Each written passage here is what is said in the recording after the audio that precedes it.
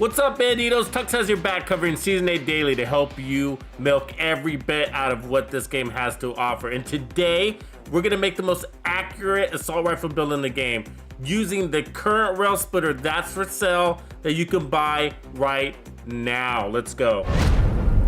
Accept it, Division. This is a war you can't win. Sweet dreams are made of this.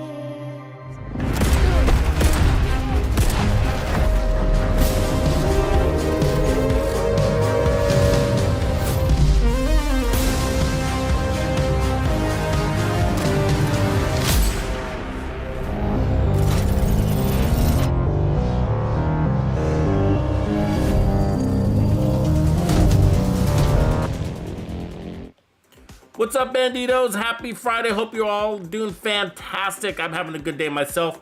You guys are probably coming over to this live stream from the last video I just dropped. We just premiered the Surgical Super 90 shotgun build, which is absolutely amazing. I was running it all morning and had a blast. I could run that shotgun all day, every day. It's super fun. So I hope you check out that build. If you haven't, the link to it is in the description area of this live stream. Okay, first, if you like what I do and you want to support me and the Division 2, to make sure you hit the like right now. Also, subscribe to my channel if you haven't done that yet. I'd really appreciate it. Again, the last build is that shotgun one, but also members of Tuxedo Players Club, make sure you take advantage of that Nightcrawler build, that classified build. That one, I have a new secret build that's just around the corner, so I want to make sure you guys get your mileage out of these. And if, of course, if you're a hardcore bandito, make sure you take advantage of your gamer music playlist, which you can both stream and download or listen to it offline on YouTube or SoundCloud. Cool. So, also, if you guys don't know what I'm talking about, classified builds are secret builds made just for Tuxedo Players Club, and these truly are extra builds I create as a thank you for supporting me and the entire Division 2 community. So if you want to take advantage of these great builds while supporting the cause, then hit that like button that is, or like link that is pinned in the chat, dropping in the chat throughout, as well as in the description area below. Cool. Okay, so if you guys didn't know, the Railsplitter is for sale right now in DZ South, okay? And so you're gonna need DZ credits to buy it, so you might have to go into the DZ and do a little bit of farming, all right? And so it's really easy to get DZ credits. Basically go in there, just collect a bunch of random loot, deconstruct it, and then helicopter it out. That's basically it. And you know, it's pretty easy to do that. People don't usually jack your components, your DZ credits so much, especially those DZ players that spend a lot of time in the Dark Zone, because they're maxed out on DZ credits anyways, and because there's really not enough to buy from the DZ vendors, so most people have a bunch of DZ credits. So anyways, so you can go in there and get DZ credits, and just make sure you don't stuff your backpack too full in case somebody does hijack you. So just kind of frequently heliport your stuff out of there. Okay, so anyways, the Railsplitter, this is the one that's for sale. Okay, now I already had the Railsplitter, so I just reconfigured mine to look like the one that's for sale. Okay, so the one that's for sale is really interesting. It really is interesting. Okay, so the Railsplitter comes with 50% accuracy already on it. And what makes this week's Railsplitter, the one that's for sale, also interesting is the one that's for sale has 11.5% accuracy as that extra attribute. Now I max rolled mine to 12%, so they're going to be really close. So you can buy it, and you right off the bat, this thing is going to give you 62% accuracy. And so the Ctar's got really, the Ctar as it sits has really good handling on it, and so that just turns it even more into a laser beam. And so on the one you get, I think you're gonna probably have to max roll out your health damage, and then you should be pretty much where this one is. So we're gonna work off of this, and then I want your guys' feedback on which direction we can go. We can take the accuracy even higher. So that's one way. So we can put the accuracy mods here. By just doing, and then we got accuracy there, and then this is gonna have to say crit chance usually. So, and then I got the 20 rounds here, and then the Railsplitter comes with this nice little walnut skin, so pretty cool. But so yeah, we can build more accuracy in that way, and then just kind of spread out the damage of the build. Now this is just kind of the default build. Actually, this is the build I was using for the Surgical Super 90. So we don't really want to run this one. We don't have to run this one, but we can, right? Now, I have braced on this because I was using that for the Super 90 so that, you know, brace, when it cover, you get that 45% weapon handling, but I think that'd be overkill, right? Like, so one thing about the Ctar is that it's really fast, so you have that going for you, but you're losing a damage talent for an accuracy thing, right? Which is okay, which is great on its own. But what you don't want to do is also lose your chest talent to accuracy as well. I think you want to go one or the other. I think you could overspec into this. Now, if you're running a lot of solo gameplay, it'll work out really well, but it's sort of unnecessary. You know what I mean? You're gonna have diminishing returns. So, anyway, so you know what I suggest that we do is go in kind of on the offense, or really on the defense. But I got this really cool tanky piece here, so I don't know if you guys are down. So again, you know, this is kind of a fluid format here for a live stream, so we can create several different builds. But if you guys are down, I think maybe going with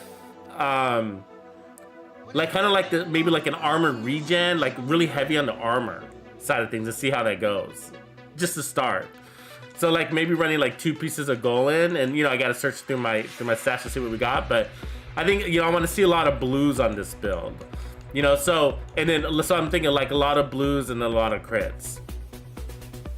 But yeah, we'll see what you guys have to say about that. But let's see who else is in the house. So Wyatt Maniskolko was first, appreciate that. Memphis, and Xander right behind him. CD Stanley, my boy.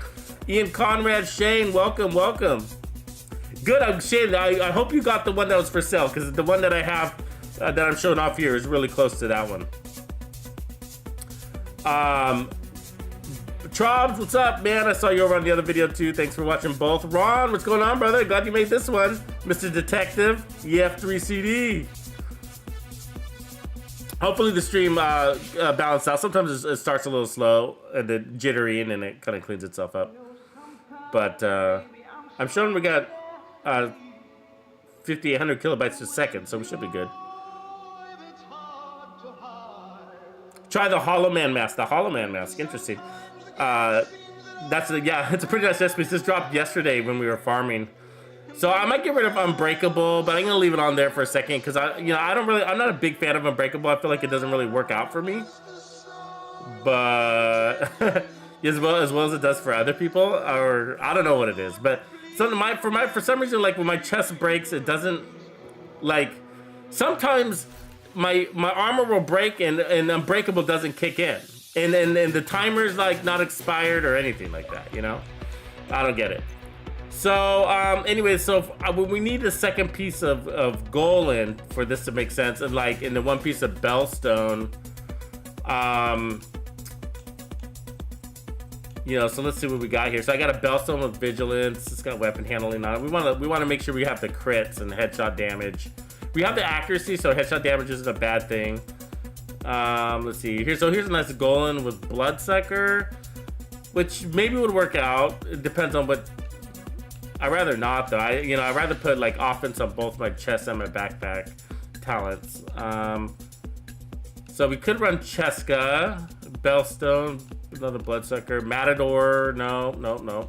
Too much defense. Providence might be a good option. Let's see what I have in my backpack already. So I got the Cheska with Vigilance, so we could keep this. Also, we could go the Memento. If we decide to play it out of cover a lot, probably Grupo would be a good place to go because it's got everything we need there.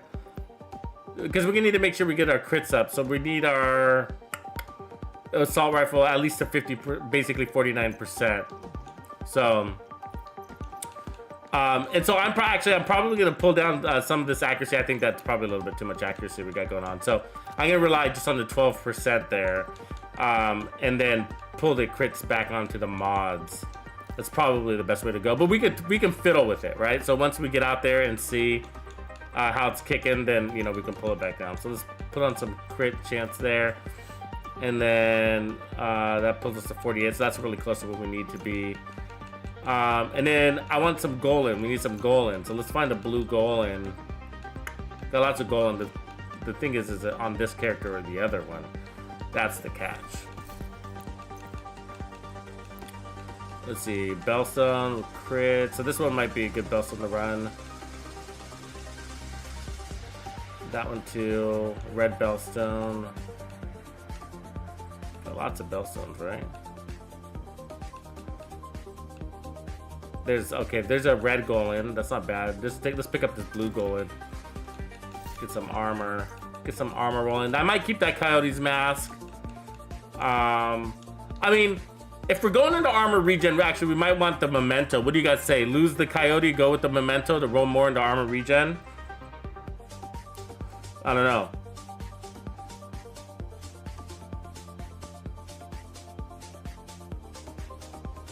Yeah, Giant says he's pushing. Giant, you've been pushing. You've been crack dealing the Railsplitter. Yeah, man, it's been my favorite gun. It's actually my favorite gun in the game. Non-exotic. Probably my favorite named. I guess I would say my favorite named. Okay, so we need one Bellstone. We have lots of Bellstones, so let's just figure out whether we're gonna put it on our gloves or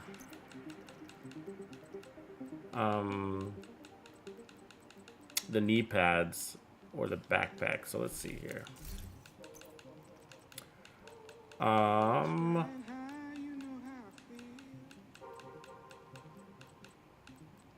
Okay, so here they are. Okay, so we can go with that one, crit chance, and then change out the weapon handling. How much armor do you guys think we should go? Should we go real heavy? Because then I can go with some red Bellstones. Always memento, no memento, keep Coyote. Oh, you guys are funny. Let's see what you have to say. So memento or Coyote. I mean, we could also put Sawyer's and play from play from cover too. If you're playing armor regen, like if you're relying more on armor regen, like you sort of want to play from cover unless you have a shit ton of armor regen. Well,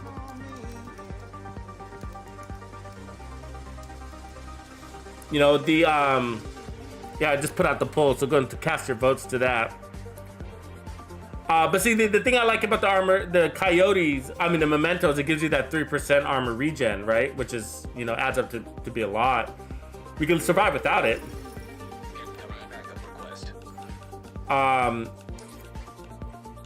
then if we run the Sawyers, we can get that 30% weapon damage with an armor core, so that's a nice way to boost that up. Oh, you know what? I think I'm gonna run the Murakami knee pads. What do you guys say? I got some really good Murakamis, as a matter of fact. These are all blue Murakamis, so let me throw these bad boys on.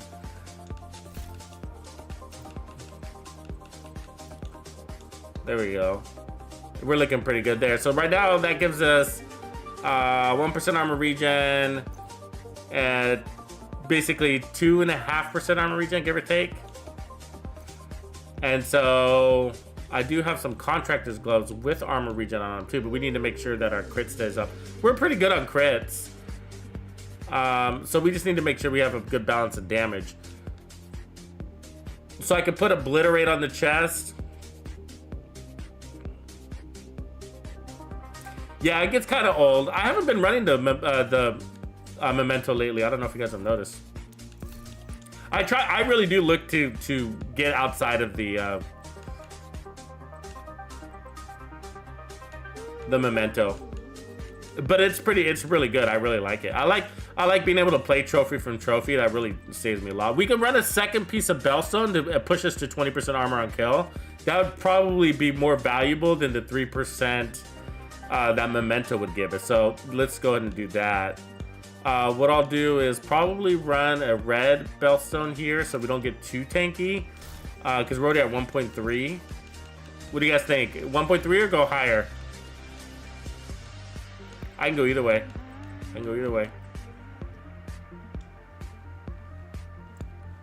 Ooh, a lot of Mementos out there.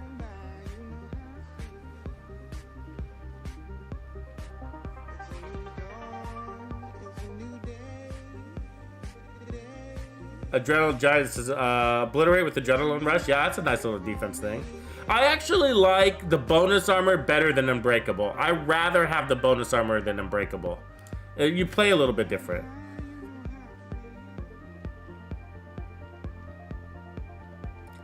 So cast your votes. The mementos are winning, by the way. So cast your vote. Dispatch is saying 2-piece Bellstone. I kind of like that too. 1.3 million armor low. So I'm gonna go ahead and take the red Bellstone right there. But I mean, we can play both. We can play both. Actually, right now I only had one Bellstone. So if we could do the perfect Bellstone backpack and pick up the Bloodsucker with max crits on it. And so, but the memento's winning right now in that poll. So you Coyote folks need to vote. Come on, damn it. Come on, Coyote peeps. I also have a nice Golem Bloodsucker, actually. That's nice. I'll bring that along. Bring that along. And then we will bring on Liquid Engineer also. These are all good options. And then, of course, we have the memento. Let me just drop a few things off since we have some things going on here. We're still working on the Rangers thing, so hopefully tomorrow. I'm just waiting for some like assault rifles to land on the map, you know, for good farming. Hey, let me open up my gameplay. So if anybody's down to roll, if you guys want to play, I just opened up my group, so good to go. Okay, so I'm gonna close this pool. So it looks like we got the memento is to start us out. So we're gonna start with the memento, and then we'll see what happens from there. So because we're rolling with the memento, I'm gonna take off the Coyote, of course, and then we're gonna have to run with. I'm just gonna put the punch drunk on for a second. So we're gonna run the. Where's my Coyote at? Memento. There we go. So then what I'm gonna do is probably put my second piece of Bellstone. Let me see what Bellstone masks are. They might. Hopefully they're not all on my second character. Here's a nice one. I should have a red one too. I think my red one might be. Oh, there it is.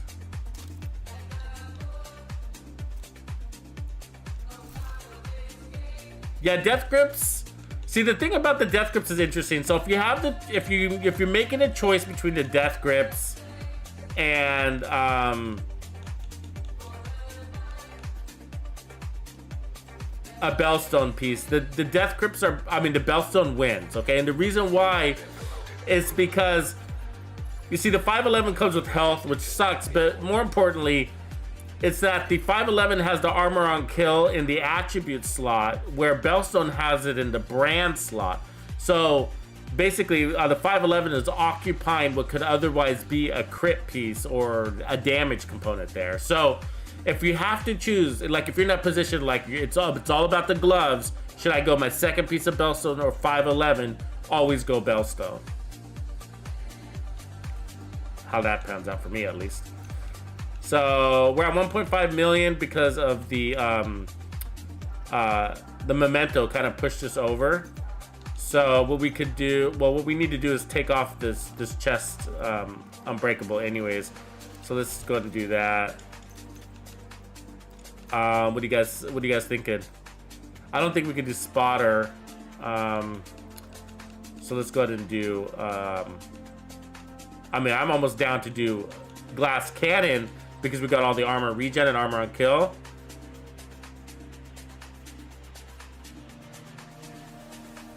But I'll show you the buff on regen. But you know, we can always go. We can go with obliterate too. So let's go with obliterate. That's pretty standard. We need to get our crits up a little bit more, but so armor regen is here. We're at 50,000 before the memento. So the memento is going to push us to another 3% of 1.5. So that's 45,000. So we're basically just shy of 100,000 on armor regen. If I had the ability to roll one of these, I might have. Did I pick up? We could drop our armor a little bit because we got the armor on kill, so that's can sort of like make up the difference in any armor regen. So let me see about if I have a red golem. I know I do for the gloves. There's a red golem right there. So drop our armor down a little bit. What do you say?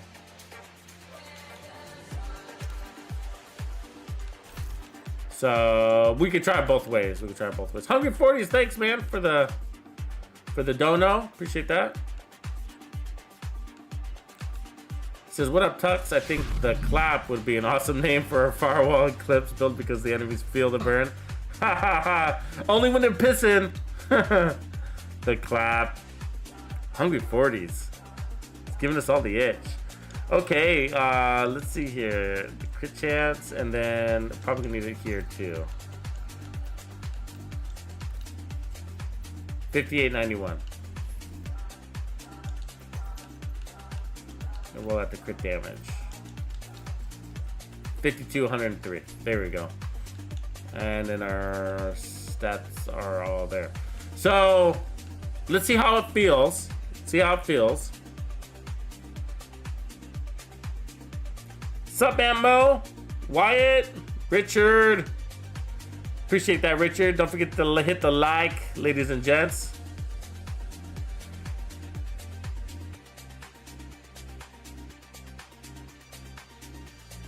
Yeah, so we got, you know, we could get rid of, I mean, it might be wouldn't be a bad idea to get rid of the armor on kill, because we got 10% armor on kill. Actually, I'm just kind of rethinking this. So which is better, the gloves or the mask? They're about the same. So you know what I'm gonna do is I'm gonna put on like a Cheska piece or something like that, because we're pretty low on, actually it's the mask I think I can do. We're pretty low on crits. I want to get more damage. Let's try a Grupo piece. That'll push us to 46. Okay, we're gonna need a Cheska piece then. Cheska, there we go. 60. And then that'll allow me to move this to crit damage. There we go, 56, 115. A little bit better. So we're gonna be relying on those trophies is what that means. So let's see what we got going on here. So I think we got, cool. So let's farm this. I'm farming Cheska today. So if anybody's down to farm Cheska with me today, you're welcome to jump on in. Let's kick some butt.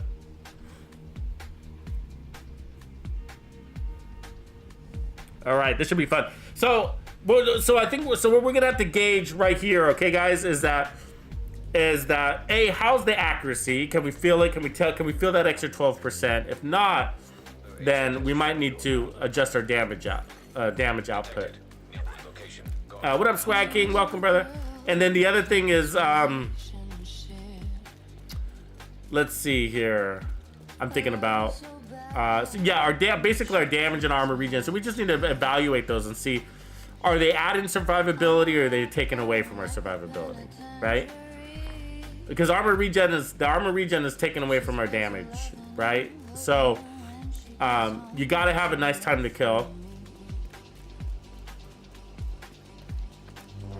Now I've run this build. I mean, for me, I would put even glass cannon on this because we got you know, the armor regen. We got 10% armor and kill. We got a lot of stuff going for us.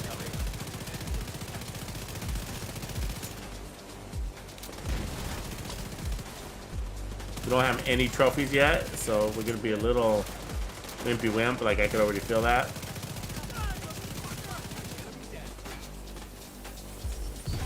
Also, I was just running that Super 90 shotgun, so I am comparing it to that.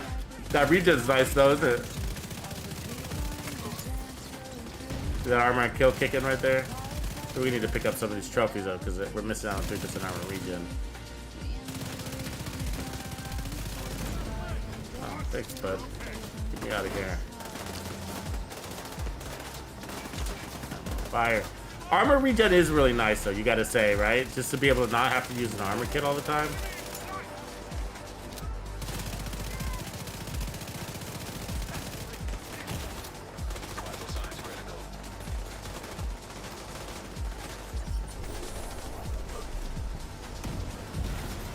They're just throwing their fire out today, huh? Okay, let's pick up some trophies.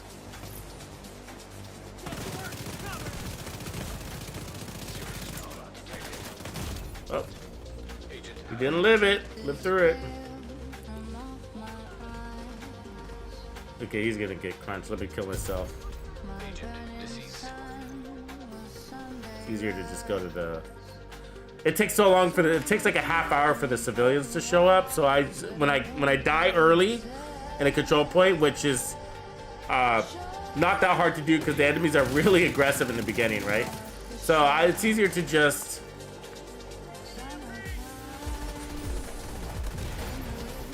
fast travel on the NPC, on the civilians. There we go. That feels better.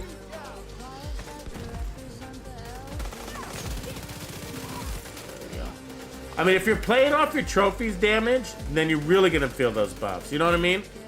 Like, which is how I say you roll it. Like, you know, some people, like, if you're not playing off of the short-term buffs, I mean, you're missing out on so much. I think that's what the Memento's really about, you know? And I think it's kind of old school. There's a lot of people that, you know, got into the Memento and they're like, oh, well, I'm okay with just like picking up my trophies after the fight. You know what I mean? And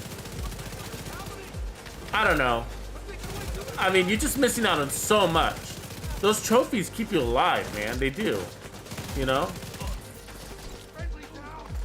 That you get bonus armor, but not just because of the defense. I'm talking about because of the offense. That's what keeps you alive. You know? Look at that shooting around corners.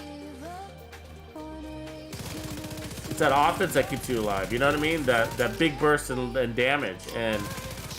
And then I see these guys, you know, basically these division mathematicians, right? People that really get into division math.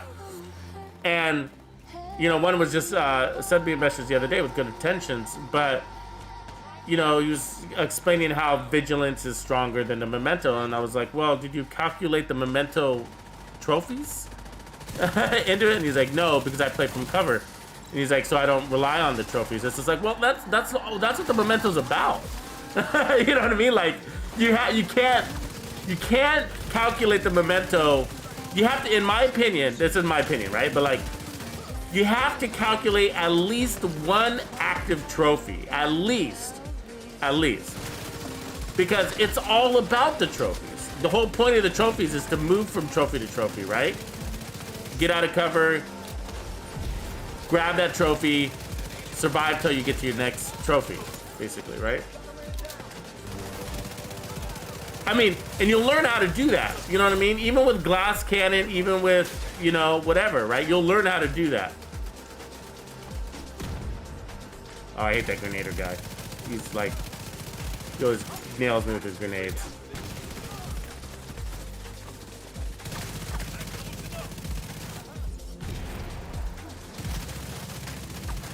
But the trophies, like, bring down your cooldowns, right? They give you bonus armor. I mean, they give you the ability to just survive.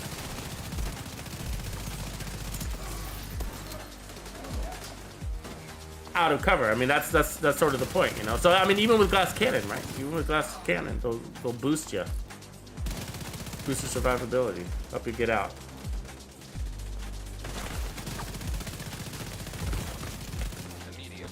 See if that bonus armor is starting to work first.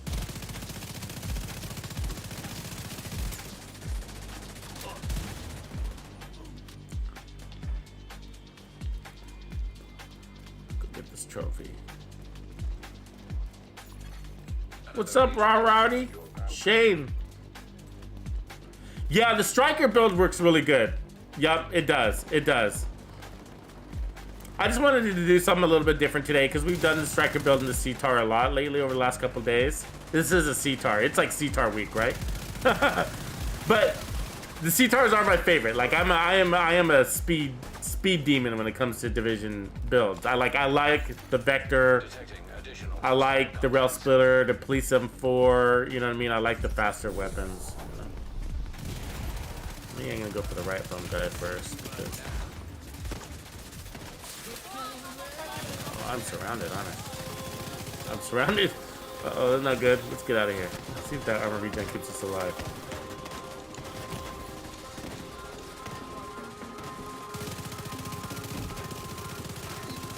It did. So did our friends. Where is that rifle guy?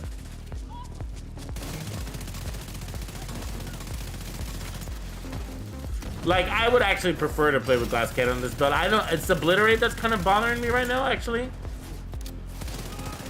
I think it's the deterioration of it, but it just, I don't know. Kind of grown out of obliterate a little bit. I mean, there's some builds where it does feel really good on, but you know why I think I lost my taste for obliterate, I'll be honest with you, is like, it is because of striker. I think that 50%, you know, we've been running striker a lot lately because of the builds we've been doing this week. It's a little bit of that, and then a little bit of, God, look at this guy just welling on me from way far away. And he's the right from guy. We've been doing focus, and we've also been doing the striker, and I just think that striker, you just really feel that amplified damage, right? Maybe am I addicted to striker?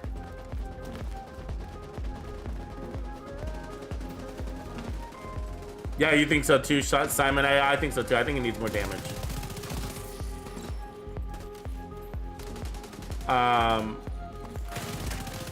So we gotta look at where we can do that at.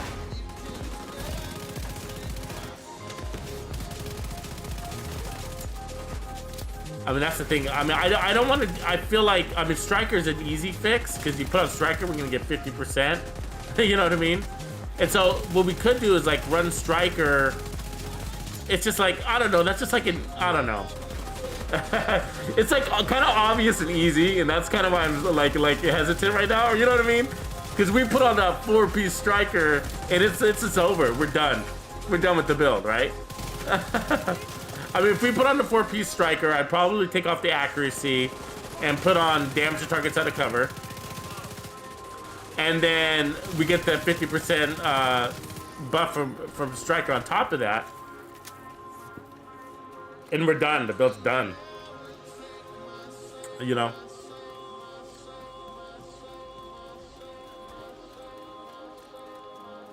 Oh, Shane, you need the striker builds to farm for? Oh, man. You won't have any trouble finding those. I've been running them all week, as a matter of fact.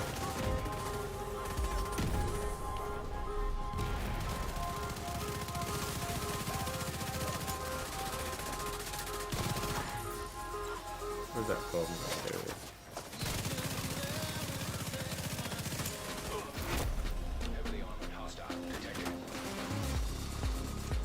I like the regen idea, but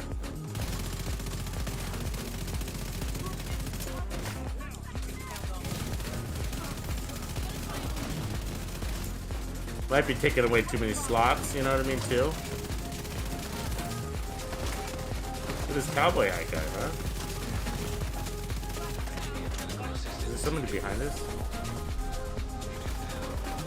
Feels like there is. Somewhere back there. Where is he? Way back there? Is that who's shooting me in the back? Jesus. That regen is coming in nice and quick, though, isn't it? Let's look at where our regen is right now. See if it'll show us.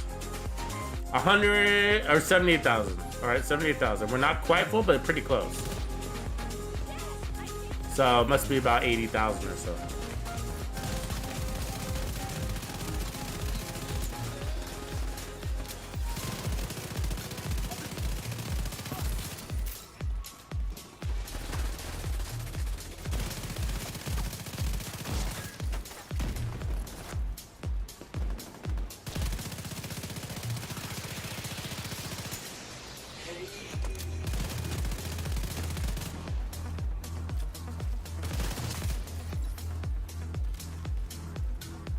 Just got all the way back here, huh?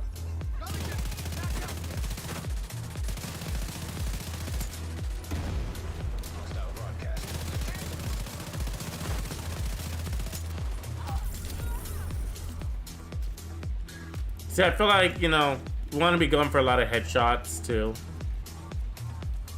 So Memento obviously adds to the armor regen, which is nice. So if we take away the Memento, do we have enough armor regen to make it worth it?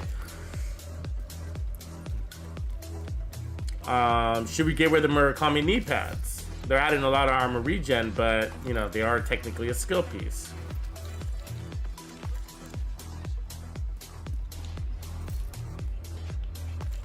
What LMG are you using there, CMOP?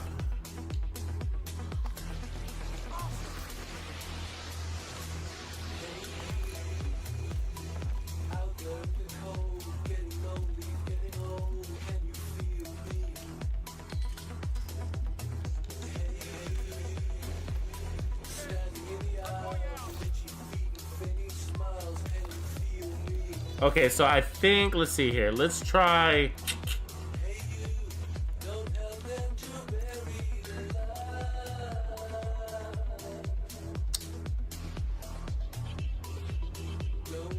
Thinking about this. If we get rid of the memento, bring in more crits. I don't know. I think the easiest thing to do is get rid of the Emperor's Guard. I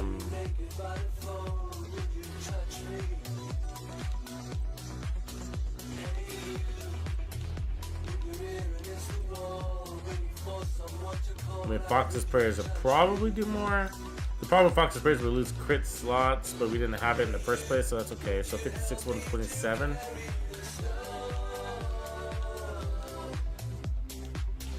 And then we got 1, 2, and then 3. So we got 5% armor regen. So let's see how that feels. So we lost about 1.5% armor regen. So.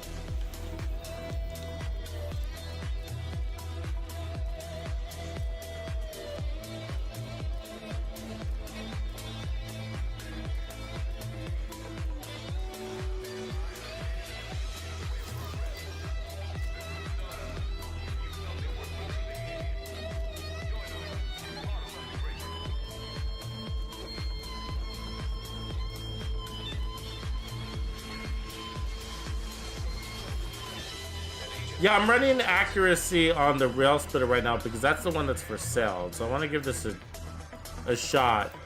But we're also running a tanky build. I mean, what I mean by tanky is not so much by the armor, but by... So far, it's not... The gun isn't the problem, right? Like, it's not the gun, damage-wise, right? It's the build, right? So, I mean... Like JD is, what I'm saying is like if we just put on 4-piece strike, if I put on 50% amplified damage, you know, the accuracy is fine, right? Having the extra 12% accuracy, because a Ctar hits at about what, guys, like 1 million, basically, with the 4-piece striker. Maybe the Railsplitter might be like 800,000, 850, which is really high. Really high. And so I think with the damage that we're dealing with here, it's actually the armor regen that's offsetting the damage, right? The thing is like one of the things you might consider as a builder, anybody, is that if you have a high rate of fire weapon, do you want to be running armor on kill or armor regen? You know what I mean? Would we be better off just by running one piece, getting rid of the Golan, right? And running the second piece of Bellstone? Are we better off there? Or getting rid of all of the Bellstone and just relying on our, just relying on our 10% armor and kill from Gunner. You know what I mean? Basically, those questions come down to how effective you're at a killer. Like, unless you got so much killing power that you don't have anything else to do on your build except for run armor regen. You know what I mean? Because we got bonus armor, right?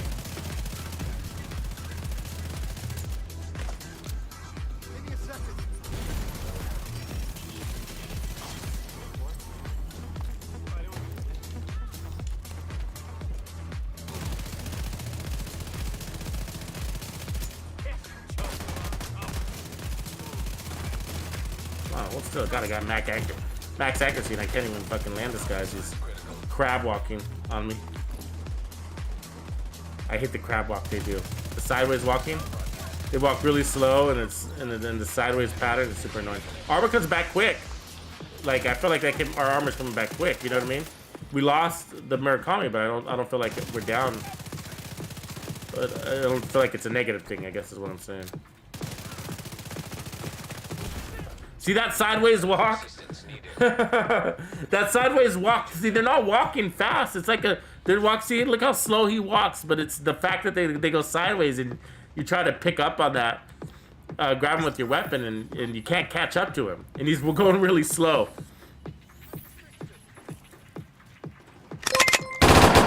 You Yeah, can't I be in like a that geek off the Xbox street. Legend. Like, we Gotta should be handy maybe with be the steel, specking if you all know the what I mean. headshot damage and just go all in on that. It's more efficient. Steel Machine, welcome. Texas Players Club, appreciate your support, man. Thank you. Right on.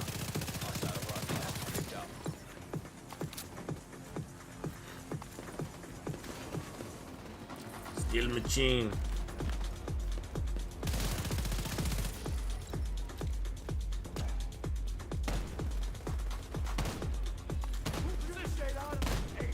DZ Pestilence build. Anybody got any advice on the DZ Pestilence? Anybody running into Pestilence in the DZ right now or lately?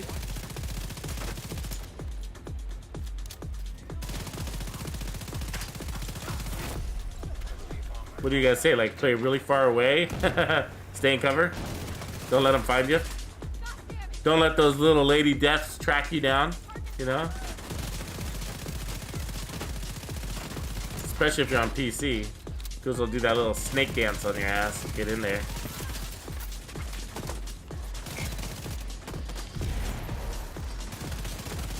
Oh, that fucking... that little turret back there.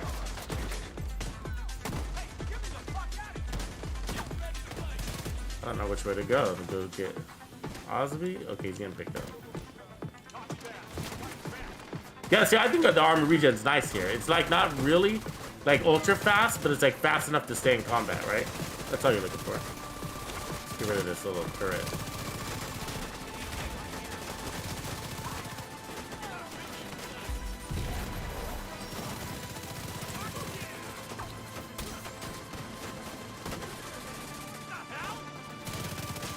But JD, yeah, you're probably right. We probably don't need that added accuracy. Like, not really arguing that, but I'm just saying that, like, I think that, you know, when it comes to the build and filling out its power, I mean,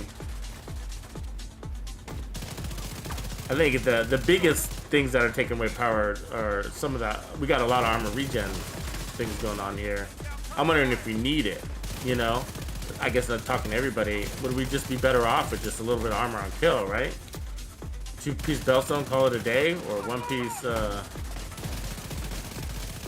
these big backpack guys too, that's the other thing, is like their backpacks, like, pull in the aim assist. You end up dispensing a whole mag on the backpack. It's not a bad one, but no room for it. Incoming hostiles detected. Yeah, 3 Walker would be nice too, get that extra, or 2 Walker maybe. Extra, just double up on the armor there. Does that put you at like 13%?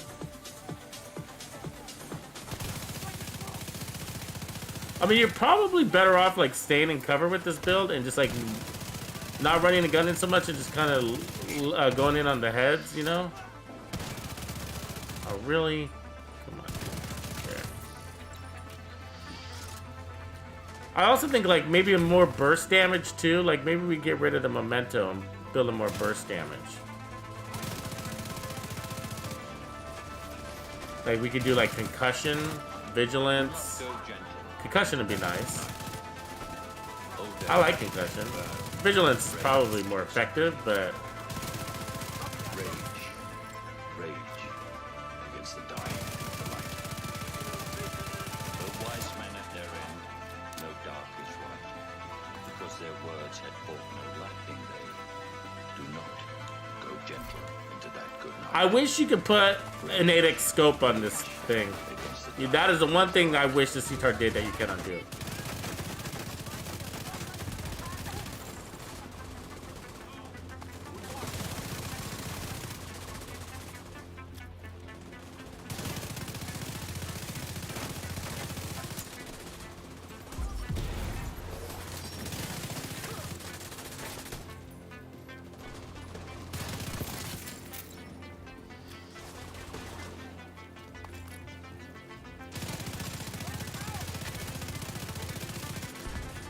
Like, the thing is, the Ctar is so accurate, sometimes, like,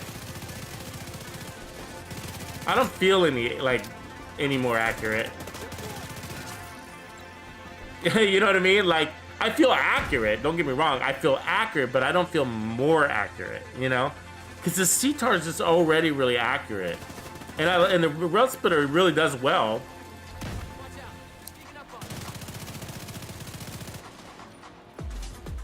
But, like, what are you going to do with that accuracy, right? Like, what do we do with it? Do we pull it in the head? I mean, normally I would say, well, you play a range. Totally, you know what I mean? But the problem is that you can't put a scope on this one. That's what I would normally go for. I'd be like, yeah, let's play more range.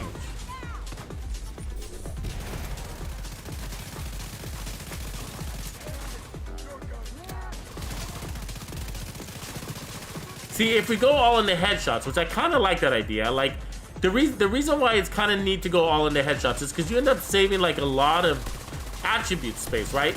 So the difference between headshots and crit chance is that with crits, you need crit chance. Like, what good is crit chance without crit damage? It's no good. What's good about crit damage with no crit chance? Well, it's no good. So you have to have both, which means you're using up a lot of slots, right? And so that's kind of what I like about the headshots builds is they end up being overpowered and you have extra slots to work with, right? You end up going like, okay, well, what do I do with those extra slots? Because now I got this really powerful... He shouldn't have been able to hit me. I had space on him. God damn it, I'm stuck in this doorway.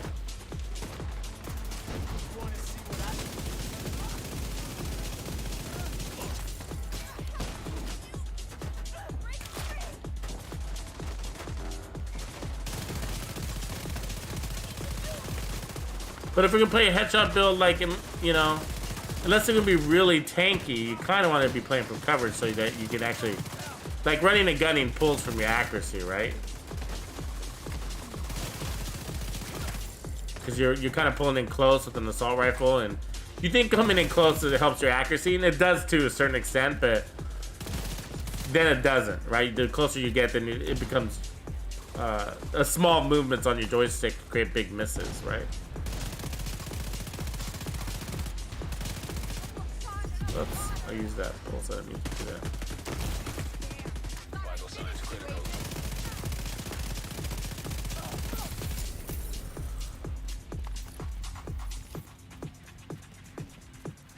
Alrighty, welcome. You can't be any geek off the street. Gotta be handy with the steel, if you know what I mean.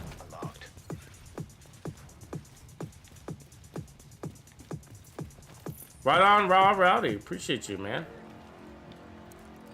Couple of good members. Dodzy joined us yesterday. What's up, Dodzy? So, just as a reminder, especially for you guys that are new to the Texas Players Club, we all appreciate you and welcome. So, you get access, True Bandidos and up get access to the classified builds, which are secret builds made just for Texas Players Club. And how do you find those? So the latest one is in the description area of this video, the one that I just recently put out. And you want to take advantage of that one because I'm working on the next one and it'll be launching in the next few days, actually. So it's called Nightcrawlers, the latest one. So I recommend starting with the most recently published classified build and working your way backwards there. That'll keep you busy for quite a while. And so you can, anyways, the link to Nightcrawlers right there in the description area. And then of this video, but you can also find all of the classified builds or all the members only content just by going to my YouTube homepage, and at the top is a members only playlist. So that's where I recommend finding everything all grouped together, so you don't have to follow links that way. So appreciate you for that. So yeah, welcome Raw Rowdy. Appreciate you supporting me in the cause, keeping the dream alive.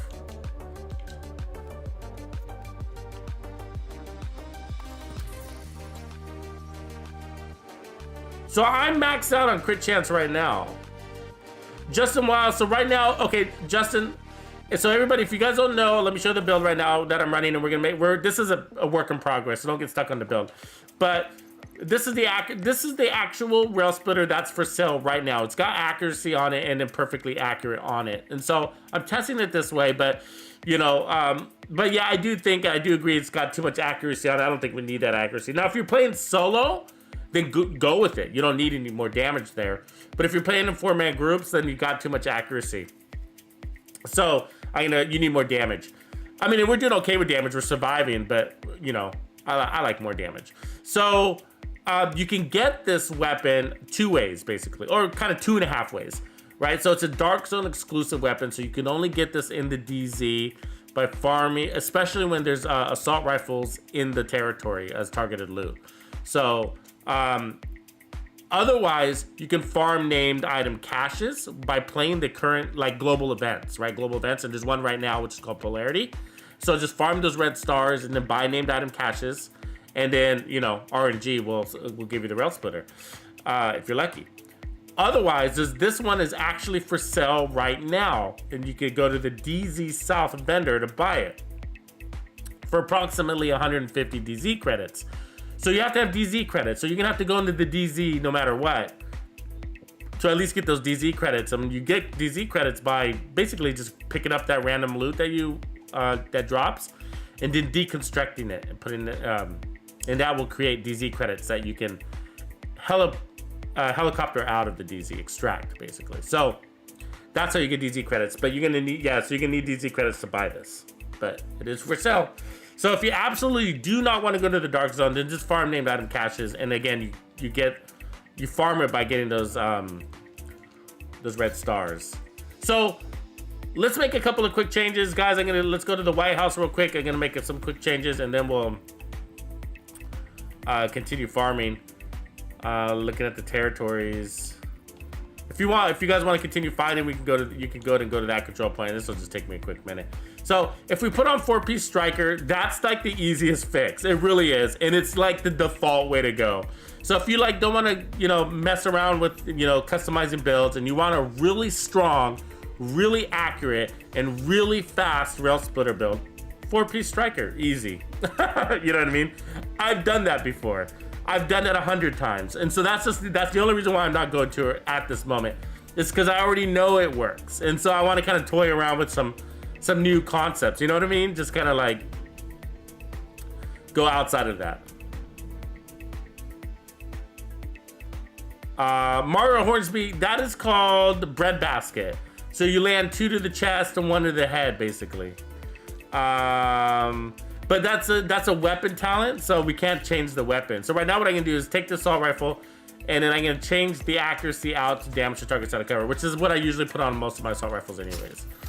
All right, so we got that, and then, well, I mean, one thing is it's like, to add more burst damage, we can put on glass cannon. But let's just not jump to that yet. But let's get rid of the memento, because although it's nice, it's not, I think if we play into the head thing more, then I think we want to kind of like park it and cover, and then just try to wail on people's heads, and so we could do something like concussion, which is not really as good as vigilance, but I want to try. I'm thinking about trying the whole, like, what if we didn't do crits and like did all headshot damage? Would we regret it? Or you know what I mean? Would we regret it? Like, because we're only going to be going for heads? Like if we went with like the Punch Drunk or something like that, or Providence, like One Piece Providence. I mean, we wouldn't want to go handling. Like we can go Fenris.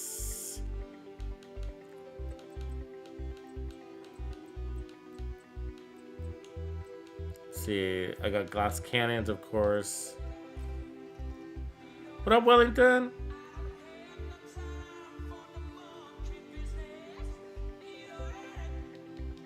Are you on Rowdy? What? Are you on the Xbox?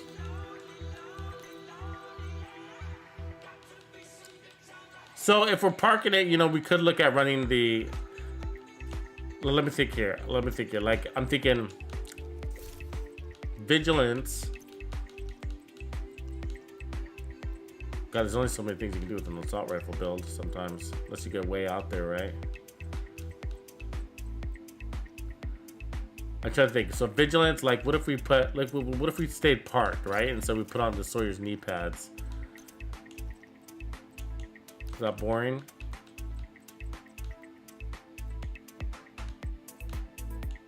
And then we put on like this like max crit everything. And then we put on let me see here, max crit and then like headshot damage. So I'm gonna pull the crits off and then put on headshot damage. So I need one piece Providence. I wish we could use focus, but we can't. Do I have a Providence without Headhunter? That's the question. There's one focus. Thanks, Osby. See you later, bro.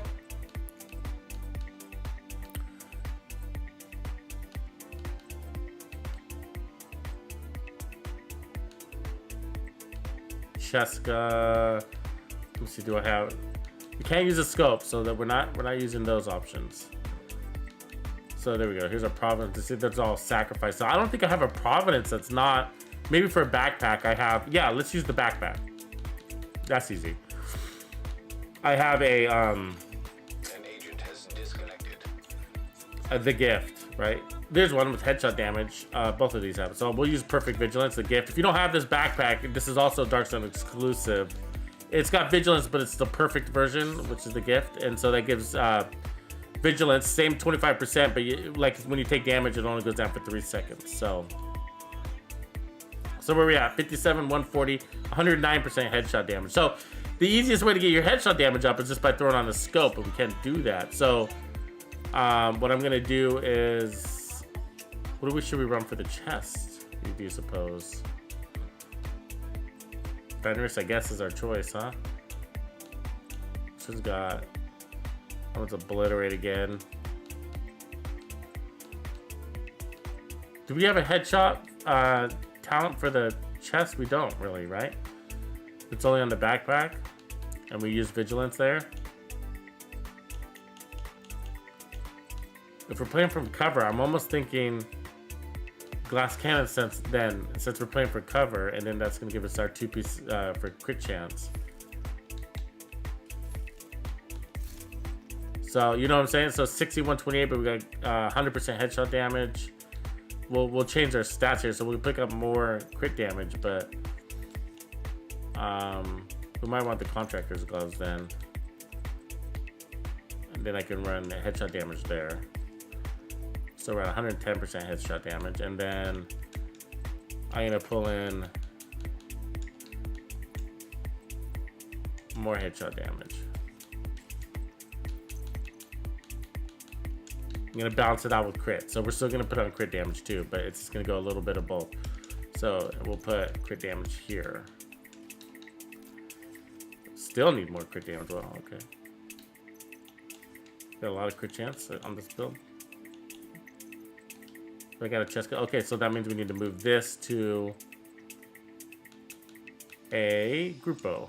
That should fix it. 53, there we go. And then this should all be crit chance. Good. Look at that crit chance mod. There we go. Okay, so 59, 119, 130. So we pushed up our headshot a lot.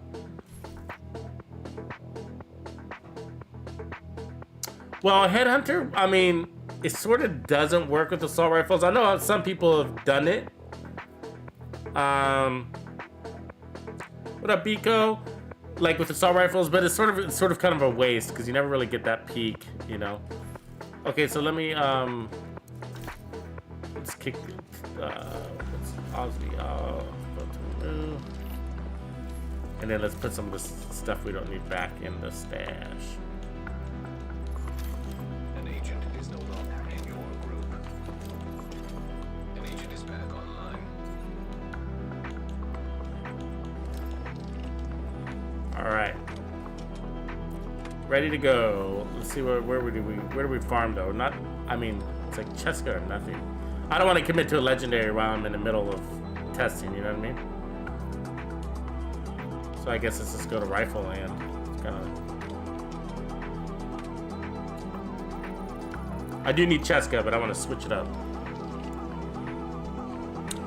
Don't forget to hit that like, boys, ladies and gents. Appreciate that. Hit the like, hit the like, hit the like. Subscribe if you haven't done that. Let's see how this runs. The easiest way to go though is I gotta say is gonna be Striker. Like, you want strong, high damage. You want fast RPMs. You want beautiful accuracy. Striker. You can also take this Negotiators too. You can land more shots. You can do that. Negotiators works for anything though, so no surprise there. You can use this for True Patriot. You know. Also, wouldn't be super excited about that though. But this should hit a lot harder. We got Glass Cannon now. We got damage to targets out of cover, and then we got Sawyer's knee pads. So what we got to remind ourselves here to do is to park it. You know what I mean? Because we're running the Sawyer's knee pad. So the idea here is to rely on our accuracy at some decent range. Now, it's not a long range assault rifle. It's like mid range, right? Low to mid range, short to mid range. So that's about 25-30 meters. Then you got to drop off.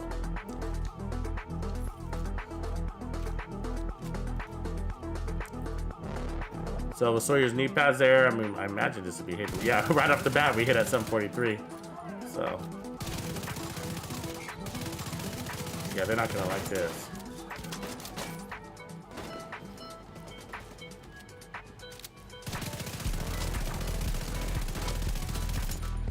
See that sideways walk? Really annoying, that sideways walk.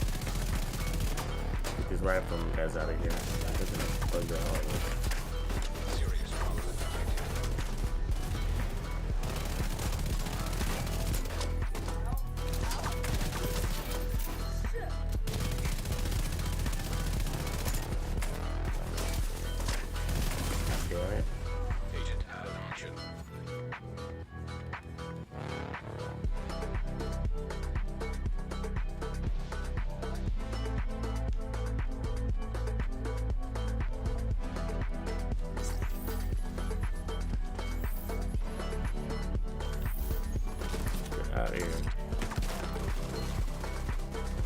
See, that's the thing about these guys. Like, they can nail you from really far away with extreme accuracy. I mean, I was behind cover.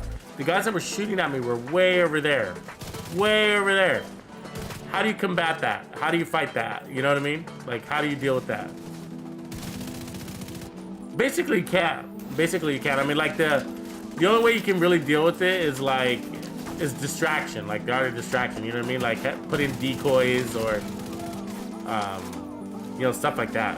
Basically decoys, turrets, drones, get them distracted because they can hit you from so far away with extreme accuracy.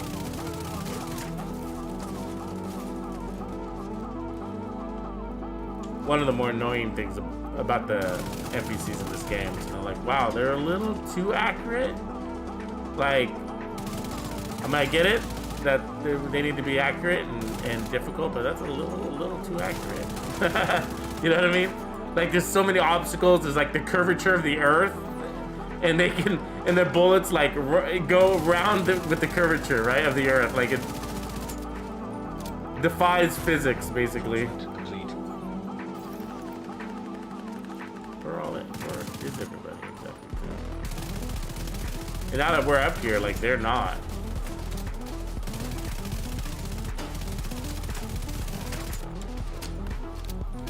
There we go. I felt some headshots going there.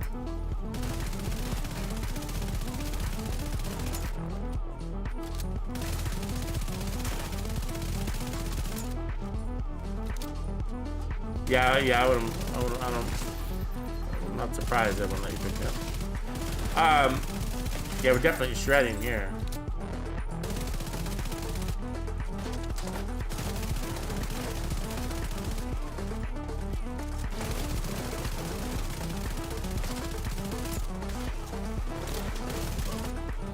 Yeah, we're strong now. Let's see if we can pick up that high damage.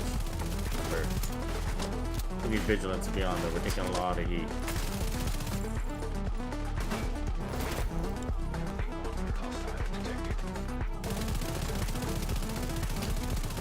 Yeah, no, I'm a big fan of weapon handling. I'm not underrated by me. I like it. I like it. Like actually on my I like putting it on my pretty much any of my headhunter builds. Because you're so strong, it's just kind of like, what else am I gonna do with those slots? I don't need more damage there. This becomes ridiculous. You know what I mean? Like my Nemesis, you know, hitting that 60 to 120 million. I mean, like, I don't need that. What am I gonna do with all that damage? Nobody's that strong. You can take most bosses out with about 20 million.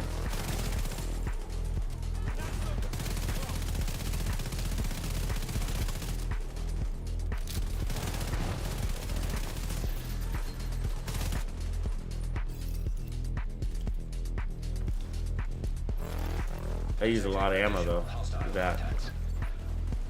Part of it, like the whole ammo thing, like when you look at your ammo and it looks low, like a lot of that's holding your ground. Like, so that's why like in legendary situations, or like when you're running negotiators and legendary, usually holding your ground. And so you're not getting those pickups.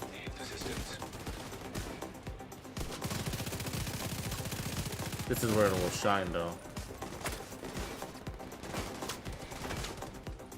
Because now we got the high ground, right?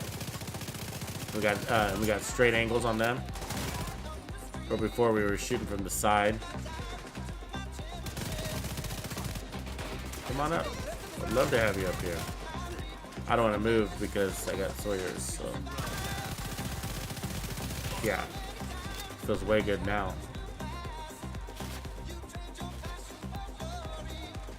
But see, I'm running glass cannon. I'm used to running glass cannon, and part of the reason why I chose it is because I knew we were gonna be behind cover here.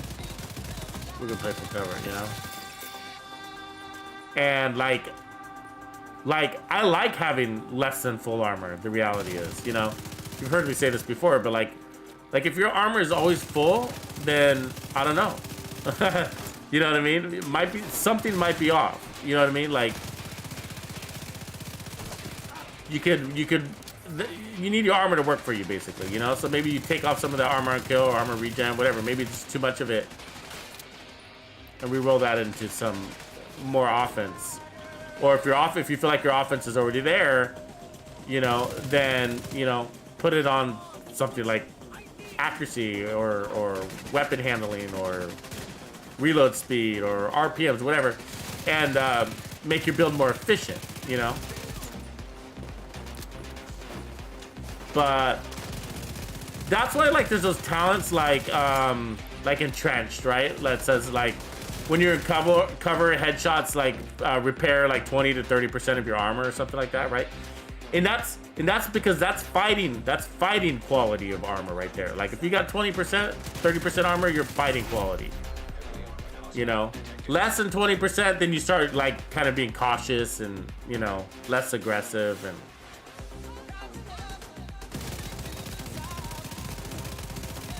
yeah, we're welling on them. How's that feel, mother? How's that feel? At range, right? Yeah, this feels good. What are those crits, though? I mean, at range, you gotta remember you're losing power, so your true crit damage is gonna be, you know, inside 25.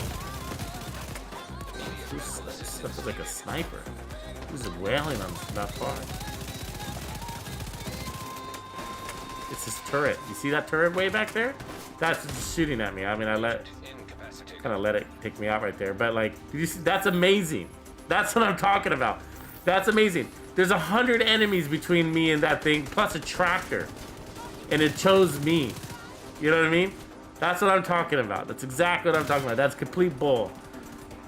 There's this lady. There's these two banditos up there. You know what I mean?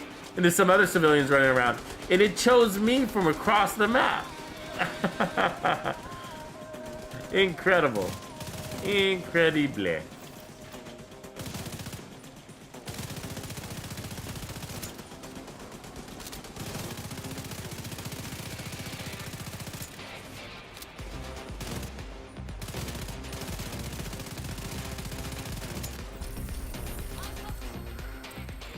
I always kind of get a laugh out of that because it's a little bit ridiculous.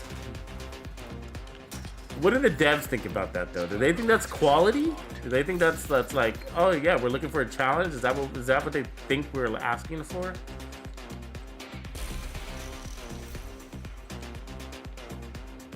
like a turret that can beam on our forehead from a quarter mile out.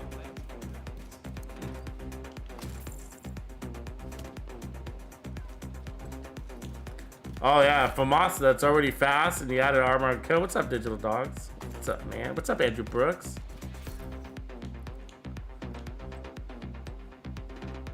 Oh, maybe somebody like that. I'm not a big fan of rifles, but the only rifle I like right now, I think, is the 1886. You know what other one is like you should try? You know what? The rifle that got me into rifles is the Artist Tool. That's the rifle that got me into rifles. Like, I chose the Artist Tool before I got into the Baker's Dozen. Like, I was using the Artist Tool for a while. Have you guys tried that? It's actually pretty fun. I like it for, like, it's like really good for legendaries. It's also good for like rogues or, you know, hunters or anybody where you require lots of headshots. You know what I mean? Because it's got a higher RPM than the Baker's Dozen. Less damage, but it's still pretty relatively high. High enough to make it a quality weapon. Artist Tool's cool. Really like that one.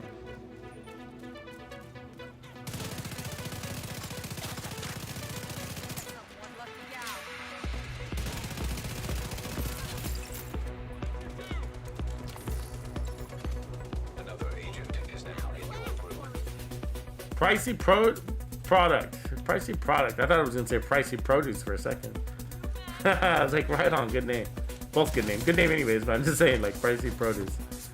Come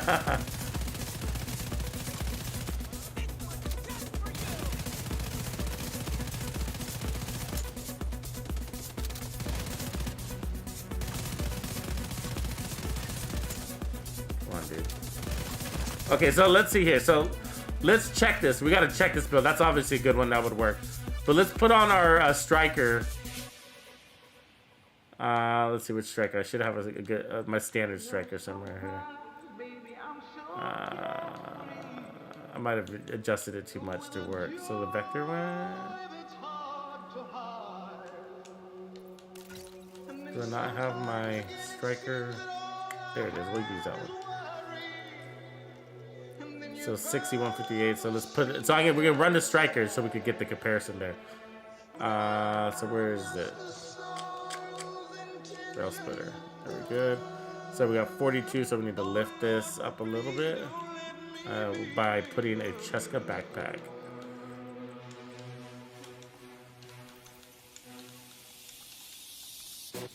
$59, 129. So actually, that's too much. So, and that's because we're running the Coyote's mask. So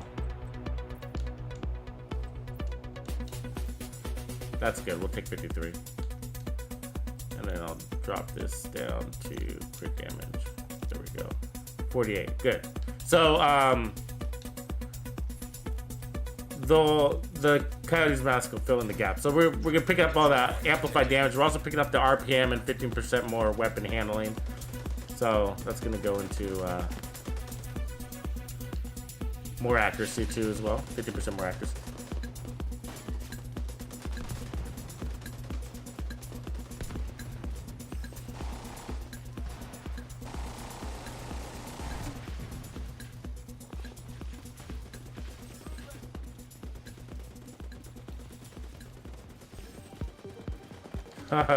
They got a bounty on me?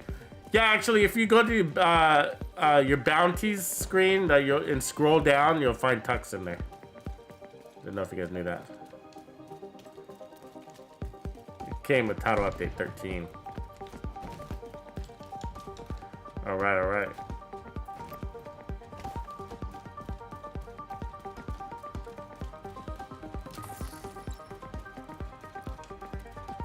All right, what do we say? What do we say? Is this gonna be like a major difference? All right, let's watch it, because it will. It's gonna count for something. You know what I mean? Oh, we changed our mods. I mean our gear. Yeah, that'll be fine. 2 decoys will work.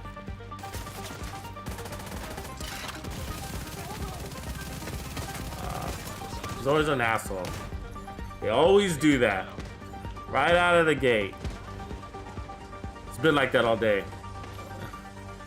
Agent I just down. killed myself faster. Agent Wait for people to pick me up.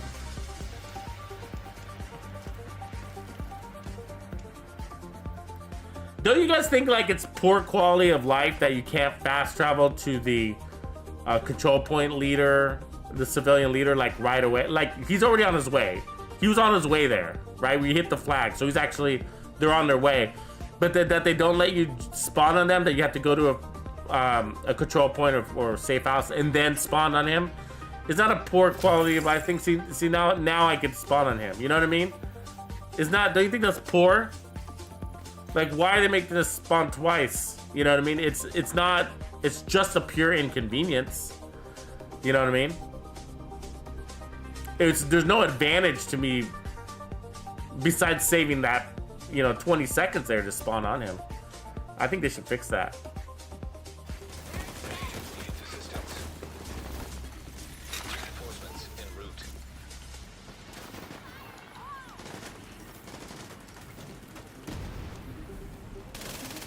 Get some stacks here, huh? Reinforcements have arrived. Yeah. I mean, it feels like we're running that glass cannon, of course. Right? And we picked up RPMs. I do love RPMs. Man, I love RPMs. You guys see that fastest? If you haven't seen the fastest assault rifle build that I put out, it was in the form of a live stream. And that was on, I can't remember what day now, but it was just the other day. This week. You gotta see that one. You gotta see that one. Absolutely amazing. It's my new favorite assault rifle build. Can you believe to this day I still find new favorite builds? You know what I mean? I'm saying something, guys. Like, I'm running new builds every day, basically. You know.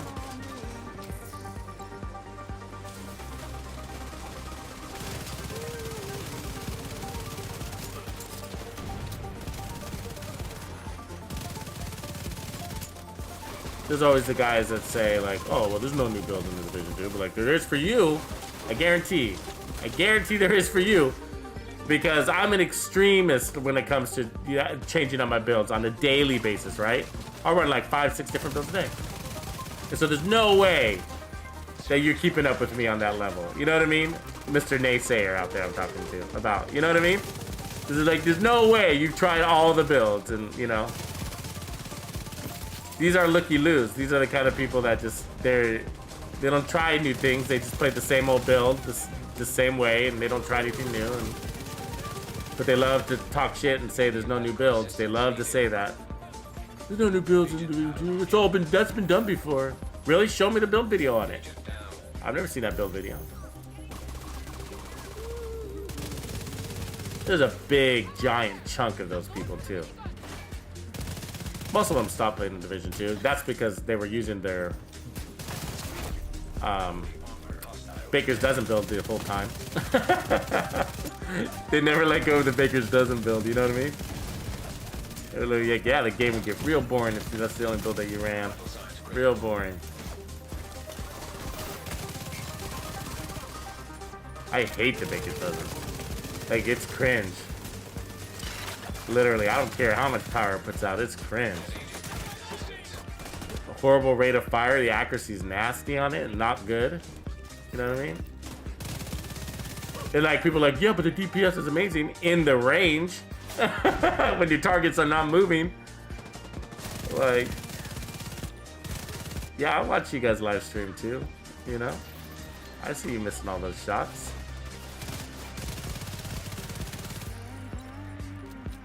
Can't hide it.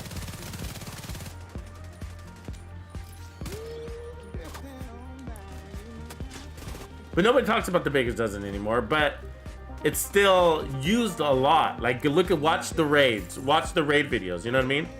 Watch the raid videos. There's people still using the Baker's Dozen in raids. It's like, you guys, you know that there was a title update 14, and like, you could use like, you know, Incoming hostiles detected. other builds. I mean, this, you might check your metas, you know, check them. It might have expired. But that's part of the thing. The thing about like, believe it or not, there's a lot of people that do raids that don't know that builds have changed.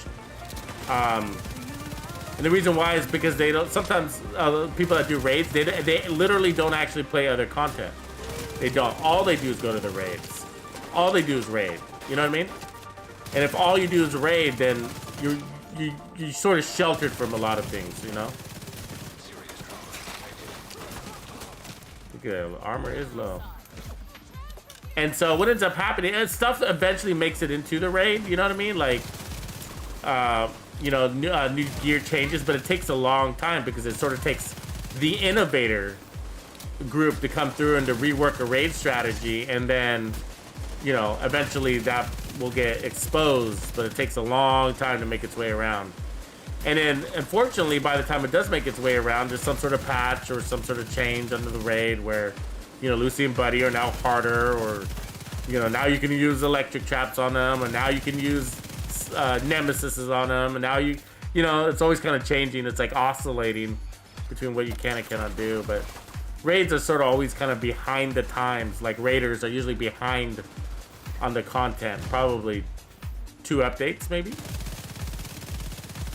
2 updates behind on what's going on in the actual game PvE side.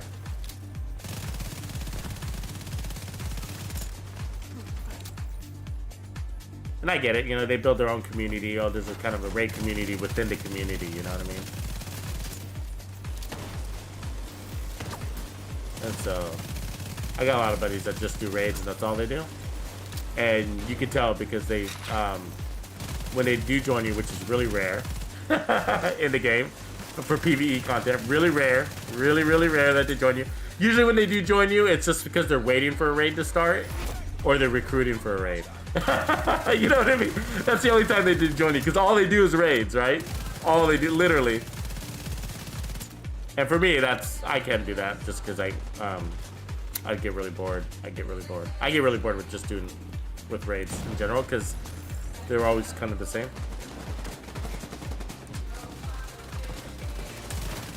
And not very many people do experimentation on raids, and that's kind of where I would like to focus. But the problem is that in order to do that, you have to have a really stable team. You know what I mean? And that's difficult to come by. Because there's always somebody being carried, right? Always a new player or whatever. So it is hard. It is hard to find a stable team. You basically have to be a regular, everyday raider in order to get that stable team.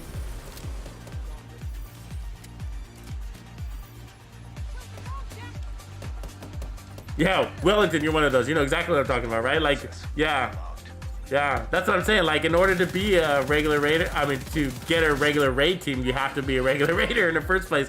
So they work hand in hand, you know? And then kind of like builds kind of go to the wayside, right? Builds go to the wayside. The builds aren't as important anymore. It's more about the strategy. And so pretty basic builds kind of go into that strategy. Oh, I need that stat, rate of fire. Looks like. Yeah, so, you know, you got a negotiator's build, that's all you need. Or you need a regular build, that's all you need. You don't need anything else, you know, to accomplish the strategy.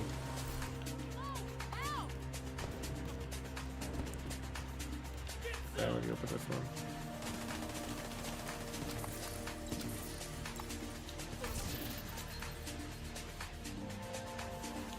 Ashram! What's going on, man? Daryl! Hey! Just waking up in Australia, right on. Time for coffee. Hey guys, real quick, I gotta remind you. Ooh, that's a nice one. Look at that M870. Probably switch it. Nice 612. 612 right there, right? Magazine size max out. Need to take that one as well. Max Heal, look at that. Got a lot of maxes right here. Here's Rifleman. Yeah, and then 1886. That's actually not bad. Don't need it though. Oh, look at these weirdos. What are they? Get out of here. Yeah, so, I mean, I'm just going to say, like, the striker build is just like, oh, it's just an easy, like, yeah. You know what I mean? Of all the builds, it's best, and that's obvious and predictable. It's just, you know, it's pretty hard to run an assault rifle build without Striker nowadays, you know? I mean, Striker is good on all of the assault rifles. Slow, fast. You know, the long range one though, it is competing. We do have a competition thing happening on the long range one. Ooh, look at that one. Accuracy Ranger up. That's kind of a nice 1886 to try. There's an artist tool I was just talking about it with Perfect Rifleman. So landing headshots add stacks of bonus 11% weapon damage. So I don't need this, but because I have one. But this is a really, really good rifle. Totally recommend you try it. One of the few rifles I like. I don't like very many rifles. I mean, I would run the artist tool over the Ravenous and the Baker's Dozen.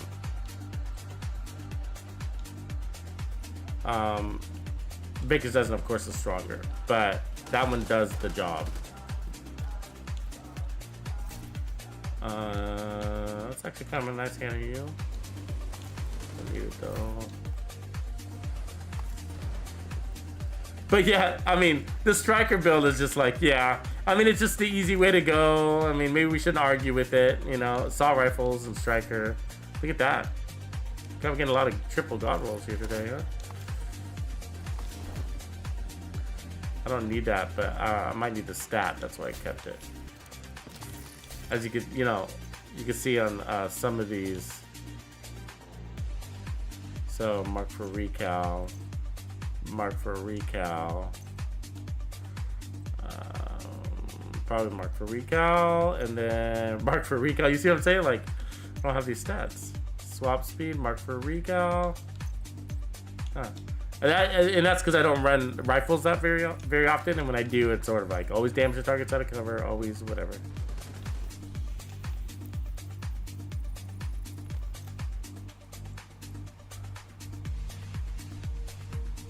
Yeah, I know. I hear all the stories, CD, about the toxic people. There's toxic people in the game. Let's just admit it, right?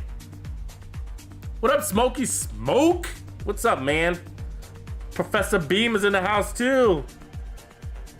So this is all about the Railsplitter guys that are joining in, and so we ran a couple of different versions. We ran one that was like at originally I think we were at 6.5% armor regen. About 80,000 armor regen per second, and then we changed that up to basically a Sawyer's knee pad build with glass cannon, which actually felt really good.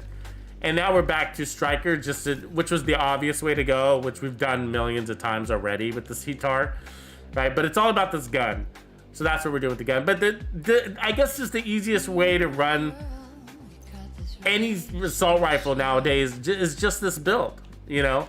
But with the Ctar, you're definitely gonna have to run the chest piece because you can't run focus with the Ctar because it won't take a scope. Okay, you know what? I should show you this military P416 though. Actually, that's what I'm gonna do. I'm gonna switch out to this because I'm like really impressed with this assault rifle right now. And I got the 8x scope on this one, but it's like, it feels really good with the 4-piece Striker. Let me show you this one. So this actually have one that's actually pretty cool too. Let me see if I still have it here. I might have put it in the stash. Yeah, I did. I have one with rate of fire on it, and I totally recommend that. Going all in on the rate of fire. So you go measured and then rate of fire for the attribute, and it really pumps it up with Striker.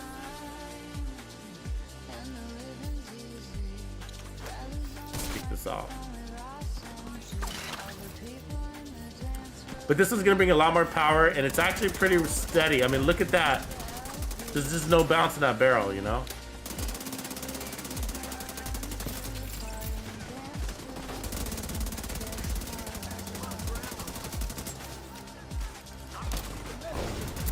God, in the beginning, it's just always like this, right? Come on. I mean, I'm all dizzy. I can't run straight.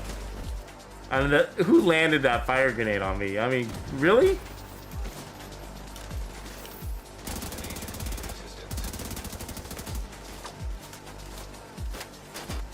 You gotta let the bees kind of settle down a little bit, you know what I mean?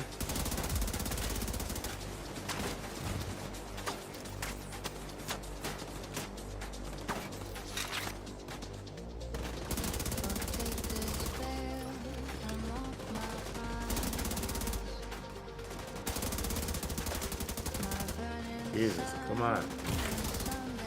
Can't even poke your head out, man.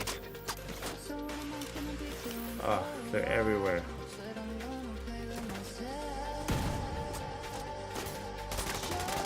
Running on the wrong side of this one.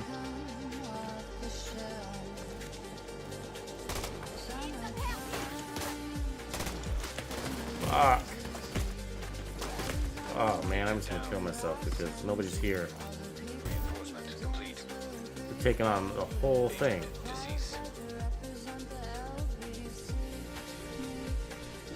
Yeah, that's a good idea, actually. I haven't tried that in a while. I think I tried it a long time ago when they first buffed it, TU14. But it's nice to not have to, you know, you're definitely going to get more out of it, but only, what, 10% more? Wait, is it 5% more? No, you're not going to get any more, right? The advantage is you don't have to stack, basically. So let's see, because that's giving you 25% more right there, right? And if we ran regular glass cannon, I mean, unless we went perfect glass cannon, you get 10% more, but you get all that inbound damage. Agent down. Yeah, not a big advantage. Not a big advantage. Steady, fast. Where are these guys all dying at? Where did they all die at? An agent needs assistance.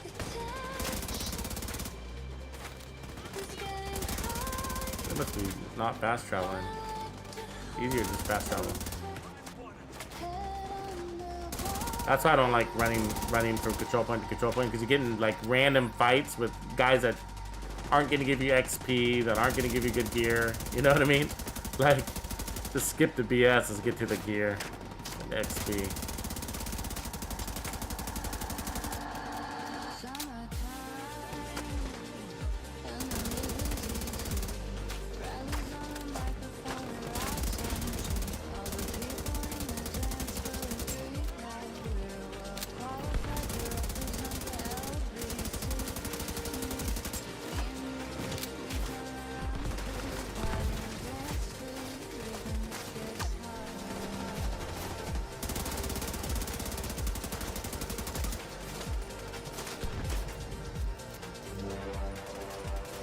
Yeah, you can run a gun striker. You can. Higher rate of fire weapon, the better. You know what I mean? Like, you'd want to... Like, who's... Look at them, they're hitting me while I'm in cover. This cover's not good enough, apparently.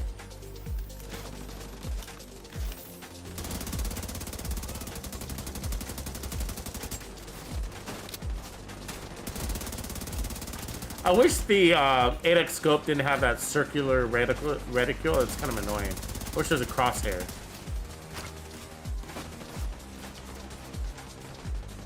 So playing too far out is they do more damage on you than you do them. You gotta pull in.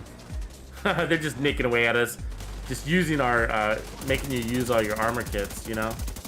Gotta pull in. It's just, they'll just pick on you, basically.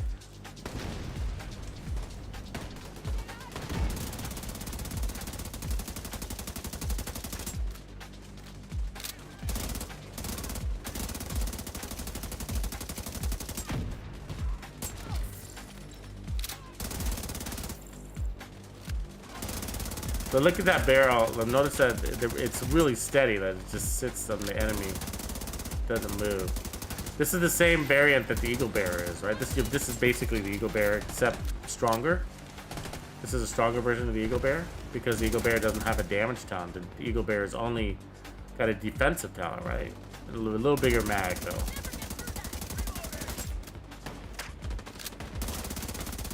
But 50 rounds, I'm happy with 50 rounds. I'm not going to complain about 50 rounds. If you want more, just run True Patriot.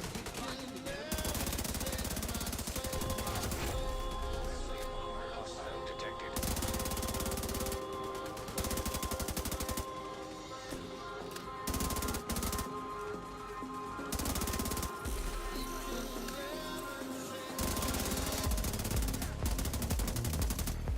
Agent down.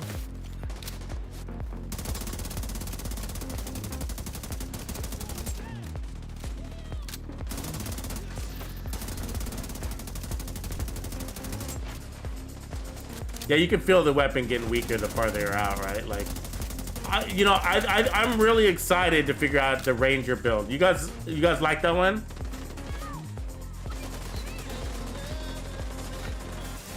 JD Glad, I think that's a fact, bro.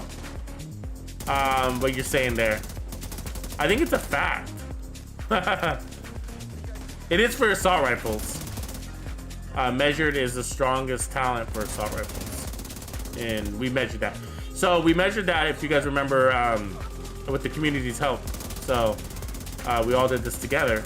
We put together the strongest assault rifle build in the game. Of course, that involves the AKM. And previously, I had been relying on Strain, and I forget the guy's name. He comes to the streams a lot. Totally forget his name, but he was like, hey, he was like, measured, what up, Mike? He was like, measured is actually the strongest assault rifle talent. Or he says it's the strongest talent, it's stronger than Strain. And so we tested it, and it turned out to be the case.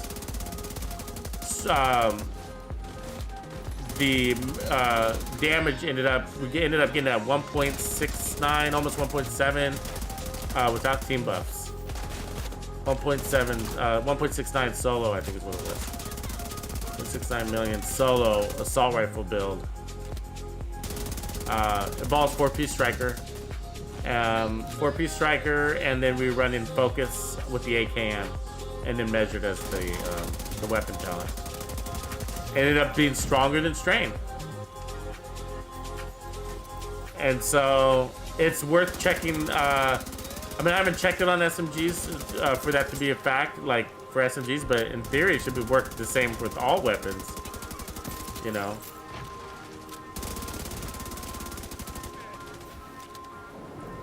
Unless the weapon has such a slow rate of fire. I mean, no, that doesn't even make sense, because the AKM's got a really slow rate of fire, and measured ended up being stronger, putting out a higher base weapon damage, or higher weapon damage than Strained, and it's slow as hell, right?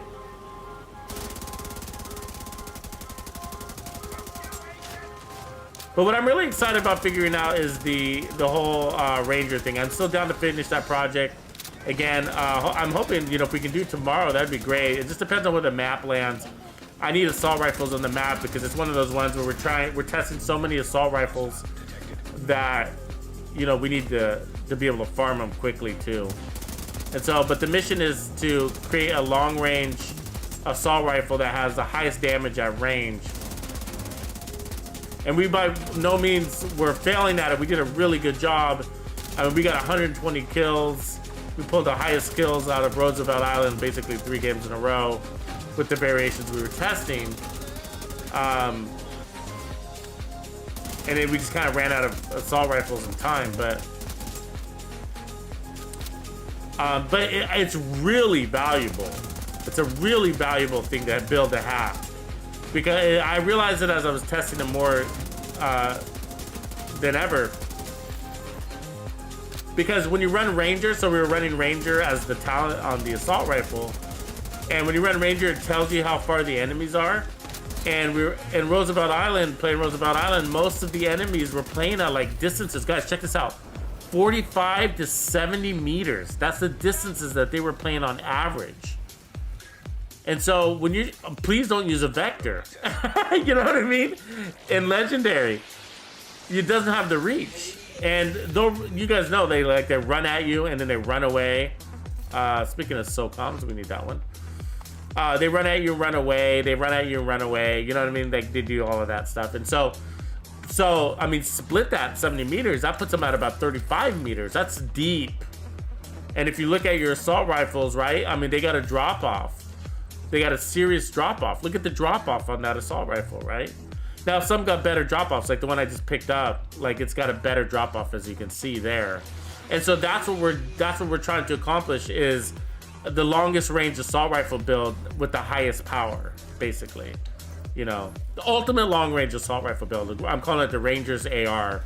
And so along with that, we're testing talents, right? We're testing military MK7. No. We're testing things like, you know, spotter. We're testing negotiators. We're testing all that stuff.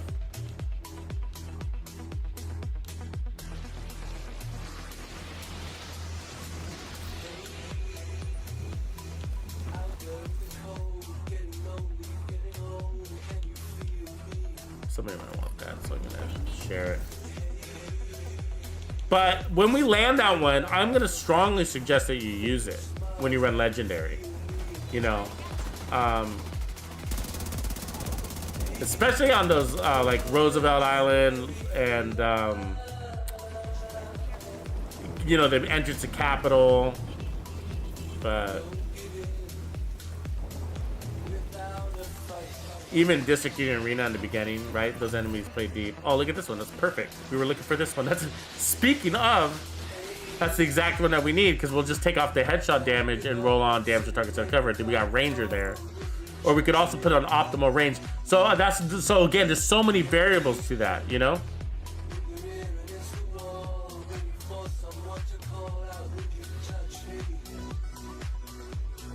And so there's so many things to change. Like we could put on damage to targets out of cover, or is optimal range better, right?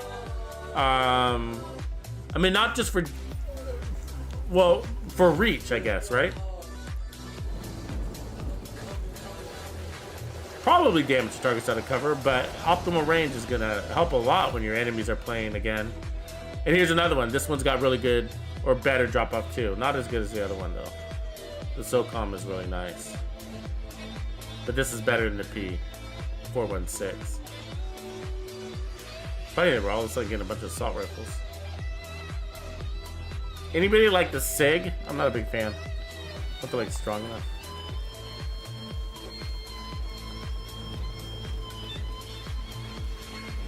So anyways, that was the P416 we were running. I really like that right now.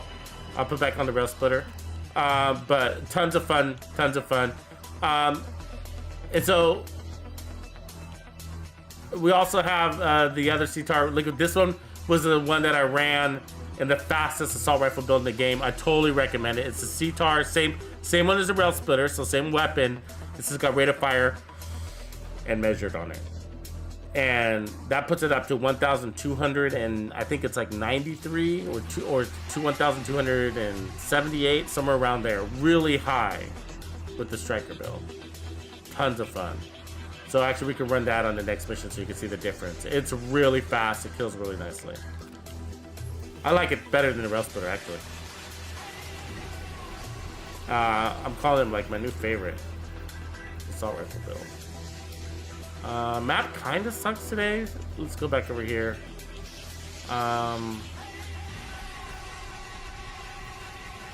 Test it out on that one.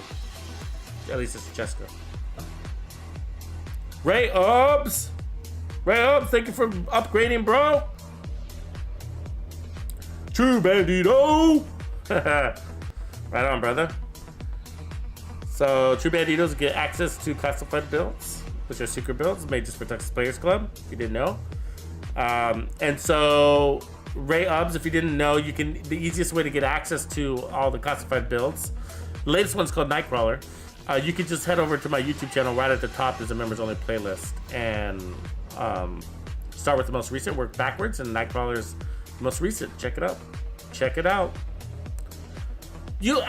Hey, Dispatch, let's talk about Outsider for a minute, okay? Outsider, I kind of have a thing against Outsider, and I don't know if I'm thinking about it right, but think about it this way. So this is what I think about. So an SMG, right? So Outsider is for an SMG usually, right? I don't think it works for. Does Outsider even exist for assault rifles? I don't think so. But as far as I know, Outsiders are for SMGs, and basically it gives an SMG more optimal range. Basically turning an SMG into an assault rifle, but by doing that, it's taken away the damage talent. So why not just run an assault rifle with a damage talent instead of running an SMG that doesn't have a damage talent? You know what I mean? Well, one answer to that might be like, well, it's because SMGs come with high crit chance and high RPMs. Well, there's only one SMG faster than the Ctar, right? Yeah, it's only an SMG. There's only one SMG faster than the Ctar, and that's the Vector. So it's not for RPM. So you don't want to use Outsider because SMGs are faster, because there's assault rifles that are just as fast. Okay, so it's mostly, well, SMGs come with a lot of crit chance. They come with 21% crit chance. That's an advantage. You know what I mean? But I don't think it's enough advantage. 21% crit chance or 30% weapon damage. Which would you rather have? You know what I mean? Or you can pick up 40%, you know what I mean? Or 40% crit damage from killer, or, you know, any damage talent, right? Because Outsider is going into a talent slot. You think that's what it is? But how do they have higher multiplicative burst DPS? Isn't it the same as this Ctar that we're looking at? Isn't it the same? Because you're talking about RPMs when you say that, right? Is it about RPMs? So assume on your Outsider build, you have 200% crit damage and 60% crit chance. On my Assault Rifle build, I have 200% crit damage and 60% crit chance. On my Assault Rifle build, I got 1,080 RPMs, and on the Perfect Outsider, you have 950 RPMs. Is basically what that comes out to.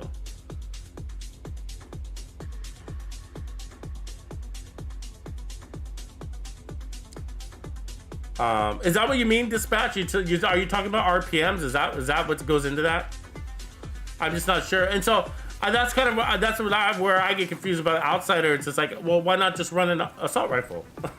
Why turn in because the Perfect Outsider is on the MPX, right? Which is 900 RPMs. I'm with you, Xander. I like that one. It's right up there for me. It's at least number 2 on my list right now. I think this Ctar I'm running right now is number 1 with rate of fire, but we need to figure that out. Dispatch and whoever else wants to do that, we need to figure it out. But it's really technical, and like I need to figure it out. So I love you guys' help doing that. I need to figure out like why would we run the Outsider, and so we need to put together like a build video. Figure out what like if we compare it against like the Ctar, you know, the MPX versus the Ctar, or the Police M4, either one, 900 RPMs. The Perfect Outsider one, you know what I mean? The Perfect Outsider versus an assault rifle. I mean, do we just go put together the same exact build and then go into the White House and see where the highest DPS? I mean, the assault rifle would win, right? Because the Outsider requires a kill to get that. And so you need minimum of 2 mags to get a DPS number, basically. You'd have to go through 2 mags, right? One to proc Outsider, and then measure Outsider. By that time, your assault rifle killed, you know, got more DPS out of it, right? Am I explaining that right? You know what I mean? Because Outsider doesn't work unless you get a kill. And so that's part of the equation, the fact that it's not there on the first, until you get that kill. And then it expires. I don't know. But we gotta figure out how to measure, like, why, like, I'm trying to figure out, like, in what situations, and what, compared it to what assault rifle does it make sense?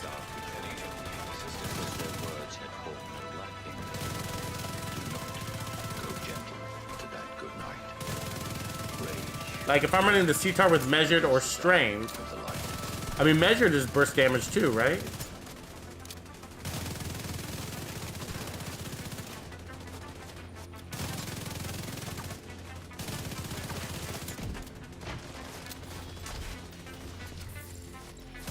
Or you could just give Outsider a break just for the sake of testing and be like, okay, well, let's get the kill first and then measure it after it's got its kill on the DPS meter and see how it pans out, you know?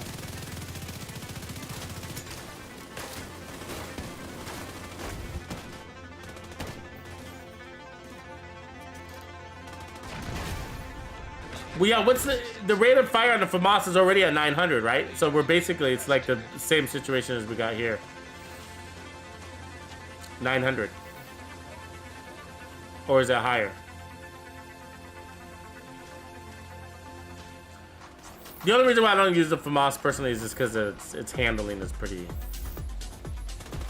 no bueno for me. But it's a good. I like the burnout. Like I do like the burnout.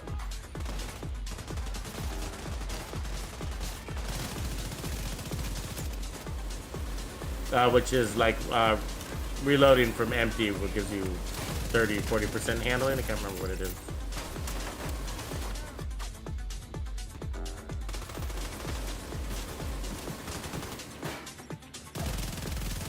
Oh god, that turret's gotta go. That turret's raping us.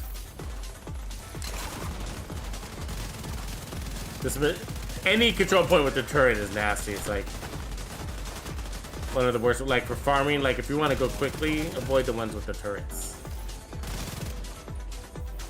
You haven't figured that out by now. Probably have. Probably like, yeah, I know those turrets are annoying. Call me Captain Obvious. Sometimes I'm Captain Obvious. Just a little farming tips I gotta sneak in there in case you're not thinking about it. Jelly fantastic!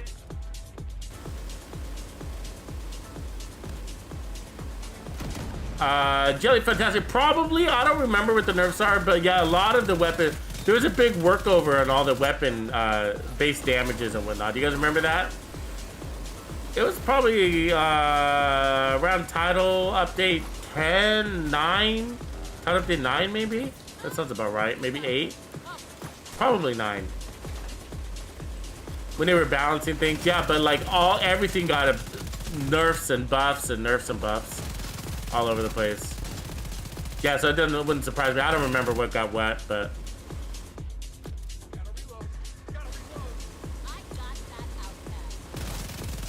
the reason why I'm like, I used to run it back in the day too, and then I was like, it was kind of like okay for me. It never really outshined my police M14, my police M4. The reason why I like it now is because I tried it with this. I mean, both. It's because of measured. I ran it with measured, and then combined. It's the combination of measured with striker chest, 4-piece striker and striker chest piece. That's what swayed me back to it again. It's title update 14's striker update on top of, and then you push that with measured, and it makes that assault rifle feel really, really good.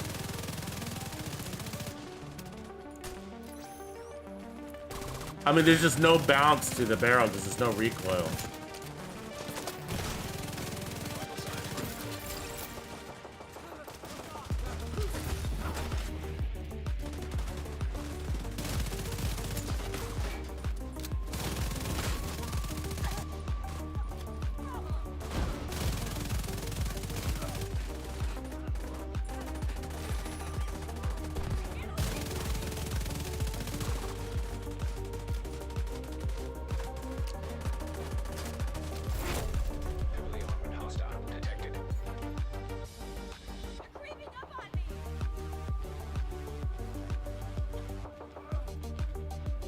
Yeah, that's a good idea. I mean, Digital Dogs, are you running it with Striker? If you are, you probably already got, that's probably enough weapon handling for it anyways.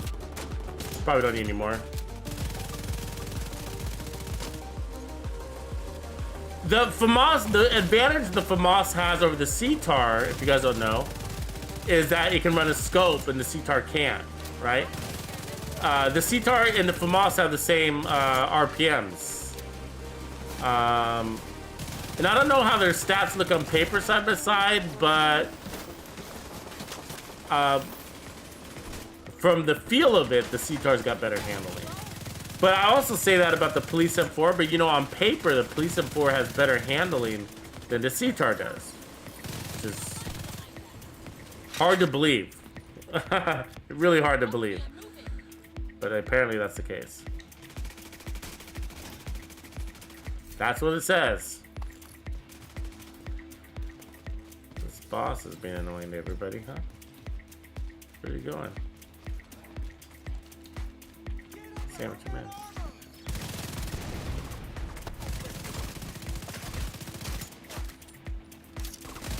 Another cowboy hat guy, huh? 718 crit right there. I think we got one guy outside the gates.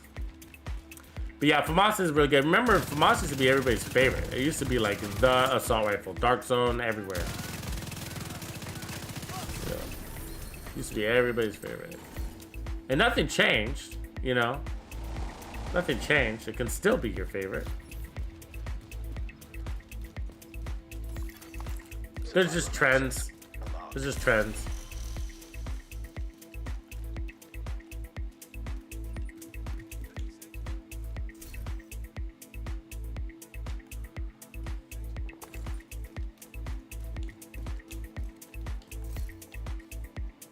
Yeah, the only thing that's weird about the Famas is that you can't put the spotter mod on it because of the way the mod sits on its barrel.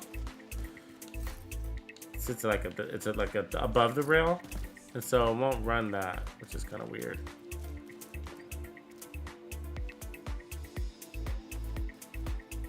Yeah, sure. I'll take that suggestion. I'm actually working on. I'm gearing up is the best way to say it for LMG builds.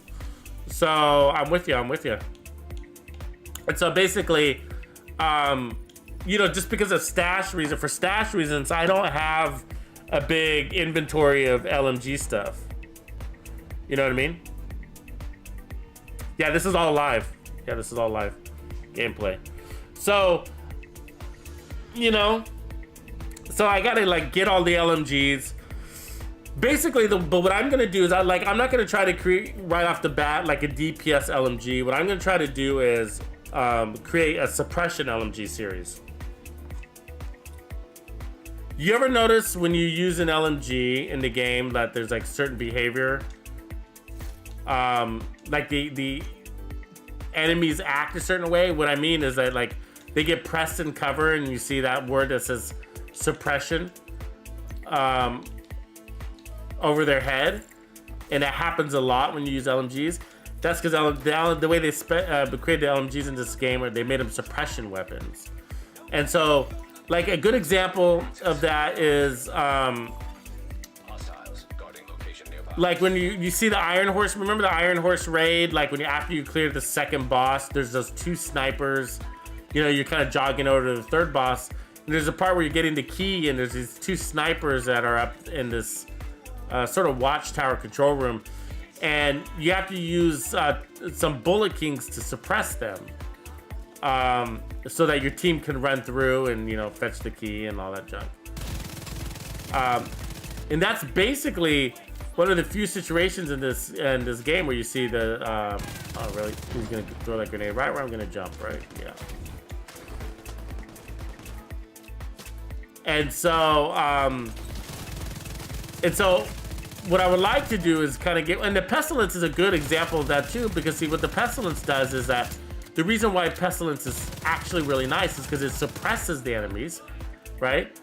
But it continues to damage them when they're suppressed, which is really nice, right?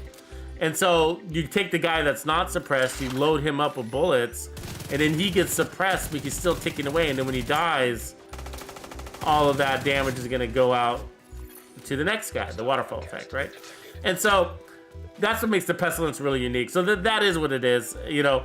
And so, but I'm not gonna start with the Pestilence because we've already done those builds. But what I want to create is like a build that suppresses the enemies really well, and then kind of run it in a team scenario, and then have the other guys kind of run like Hunter's Fury builds and do some flanking patterns or whatever in legendary situations, especially. And actually use it to make plays, you know what I mean? I think the Negev, what he's talking about, I think is the fastest one, isn't it? It's like 800 RPMs, I think is the fastest. And so, but I think that, I'm not 100% sure, so I have to test this, but I think that fast is the opposite of what I would want to do. Like if you're doing a suppressor LMG, then I think what we want is slow, big mags, right? Big mags, low RPM, because you basically always want to be firing and not reloading. So I think we do like large mags, fast reload times, slow RPMs, and I think that might be the right equation for a good suppressor. Don't go for speed, you know? I don't know. We'd have to test. Maybe you have to go for speed in order to suppress, you know? Maybe the more bullets you put out on that enemy, the faster they get and longer they get suppressed. I don't know. We have to test it. Because I've always asked that question. This guy, really? Just gonna fucking run back there? I always have to ask this. I've always asked that question, like, why would I run an LMG? It's got the same or less damage than your average assault rifle. What the fuck? Where are these fucking guys? God damn it! Where are these guys coming from? Jeez, all of a sudden we're getting people from behind us. They got less, so they got equal or less damage than an assault rifle, and then they're less accurate, and they got horrible reload time. They're like basically really bad versions of assault rifles, like all around. Not just saying that, right? The only advantage that they have over an assault rifle is a larger mag, but who cares? Because you're missing all your bullets anyways, because the weapon handling is so bad. Remember when I was telling you that the enemies and legendaries play really deep, even in heroic, right? They play really deep. I mean, look at where my team is right now, right? Look at where they are, and look at where the enemies are spawning from up there, right? What do you think that distance is? That's about 50 meters, if not more. And so, do you think the LMG is accurate at 50 meters, or is it poorly accurate at 50 meters? It's poorly accurate. It's worse than assault rifles, right? So, I go, the question is like, why have that bigger mag? Who cares if you have a bigger mag if you're missing all of your bullets anyways? Exactly. And it's just like, well, and then that kind of got me thinking, well, like, well, you're not supposed to land your shots. You're not, that's, you know, like if you look at the specs, it's just like, why did they make it so much worse than an assault rifle? Like, to where like, if you're gonna stand it up next to an assault rifle, you're always gonna be like, well, I'm gonna choose the assault rifle. The assault rifle always makes more sense if you're looking to like DPS and power out of things, right?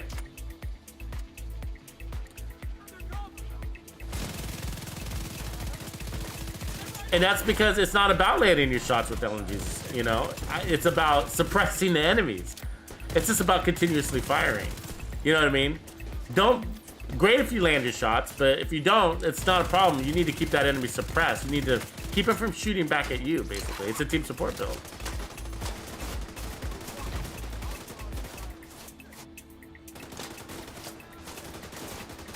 Yeah, I do like that the LMGs come with damage to targets that cover right off the bat. That's nice, you know.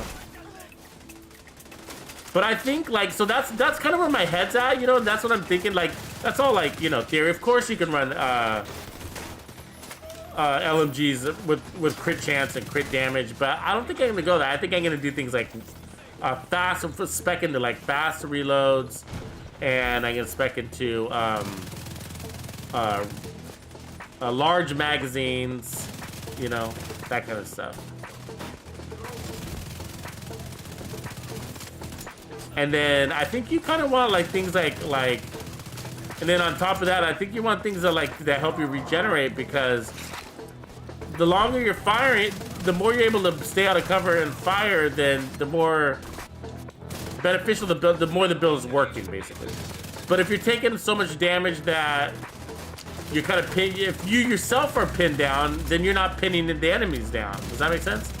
So you got to be able to be. So I think like the best stats or mods for like assault rifles are going to be things like protection from elites, repair skills, armor regen.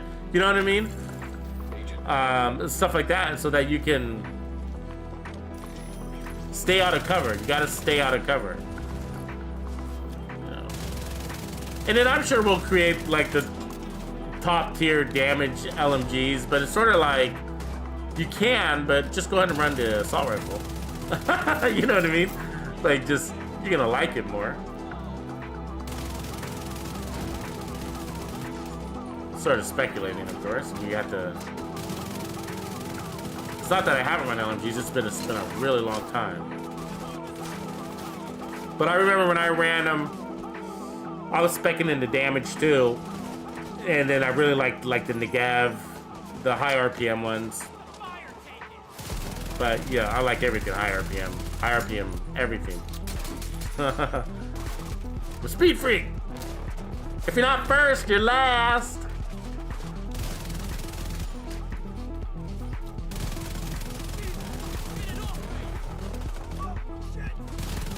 Here comes this beefcake eater. Come this hot dog eater. Come here, hot dog eater. This guy.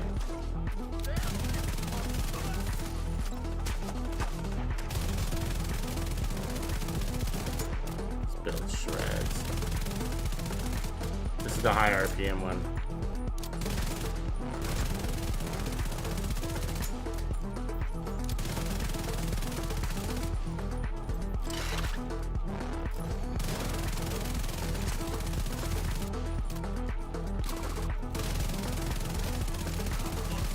Eliminate this whole little squad here.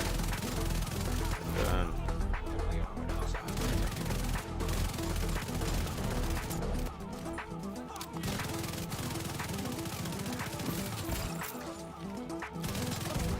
There's nobody left.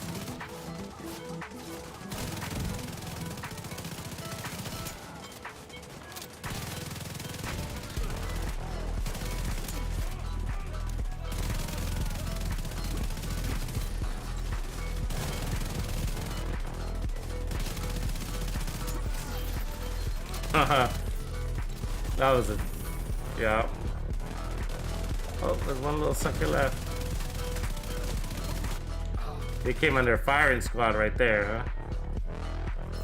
Yeah, so I'm excited to do it. I'm excited to figure it out, then figure out that equation, play it out. But we got that. And what up, Randy Dukes?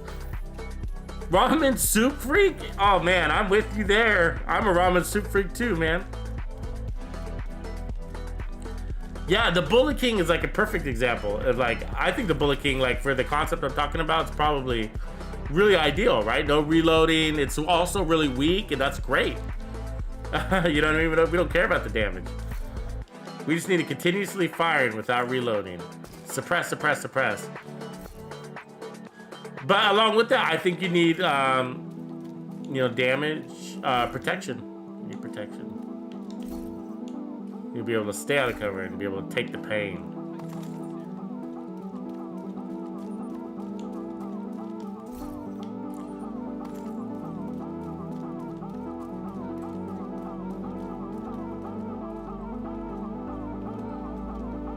Yeah, you know, the people used to, I mean, like military folks might disagree with us though, right? Like when it comes to like, I think it's really specific to the game. I mean, because, you know, I think military will say that like the best weapon on the field might be the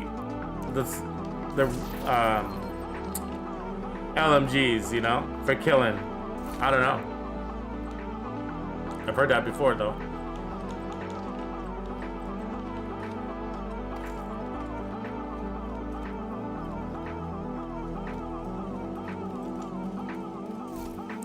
Hey guys, don't forget that we just had a new video launched this morning.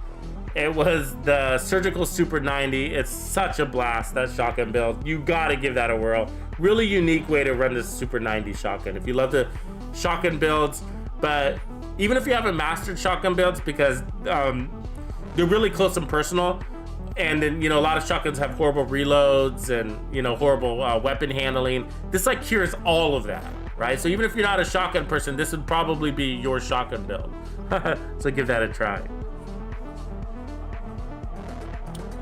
Yeah, John B, there is. Yeah, somebody created a name list. It's probably pretty. It's been out for years. It's probably, I don't know if it's 100% updated, but it'd be pretty close. Because, you know, we haven't had a new update in a long time. But yeah, people have put it on a spreadsheet. And it shows you everything. Probably have to Google it though. Kaioken 1930, what's up, man? Didn't see you hop in. Good to see you.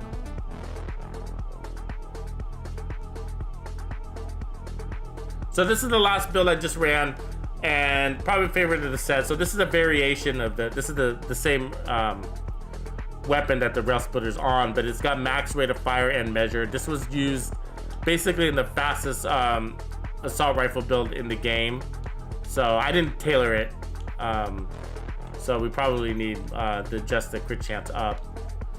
by about 6%. So, but otherwise it's really close. Actually, you probably just change one of these mods. Change this mod back to crit chance. There you go. And so as long as you're at about 48, 49%, you'll be good because the coyote is going to fill in the blanks there. Give you 10% more crit chance and 10% more crit damage. But this build felt really good.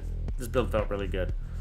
And so if you're wondering what the difference between the Railsplitter, you know, that damage talent being gone, then that's the difference there. Probably hard to tell from on the outside, but yeah, definitely more powerful. But cool. So that's what I got for today, guys, for the moment. But I'm going to be hopping on Twitch a little later to work on some more builds. So if you guys haven't followed me over on Twitch, then I invite you to do that.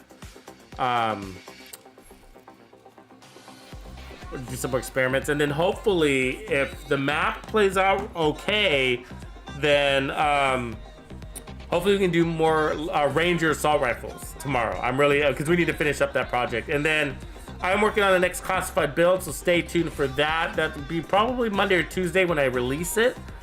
And so that's going to be a really good one. So, and then also maybe tonight we'll be farming out the event, which is going on right now, the polarity switch one. And so I think we got close to 40 red stars right now. And, you know, we want to try to double that tonight. And then by Monday night, see if we can get as close to 160 red stars as possible. That's right.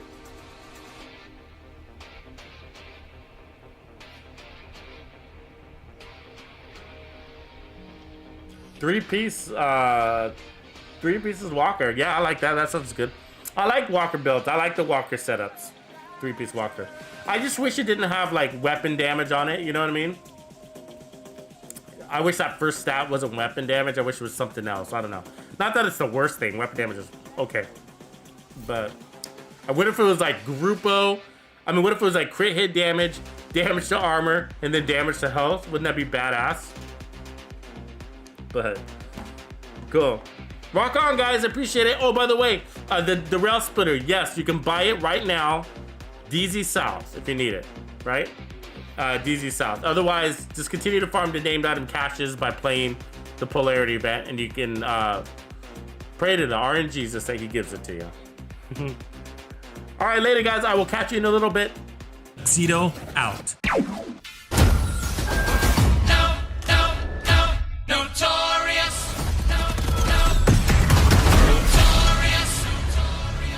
Flows, and that's how it goes.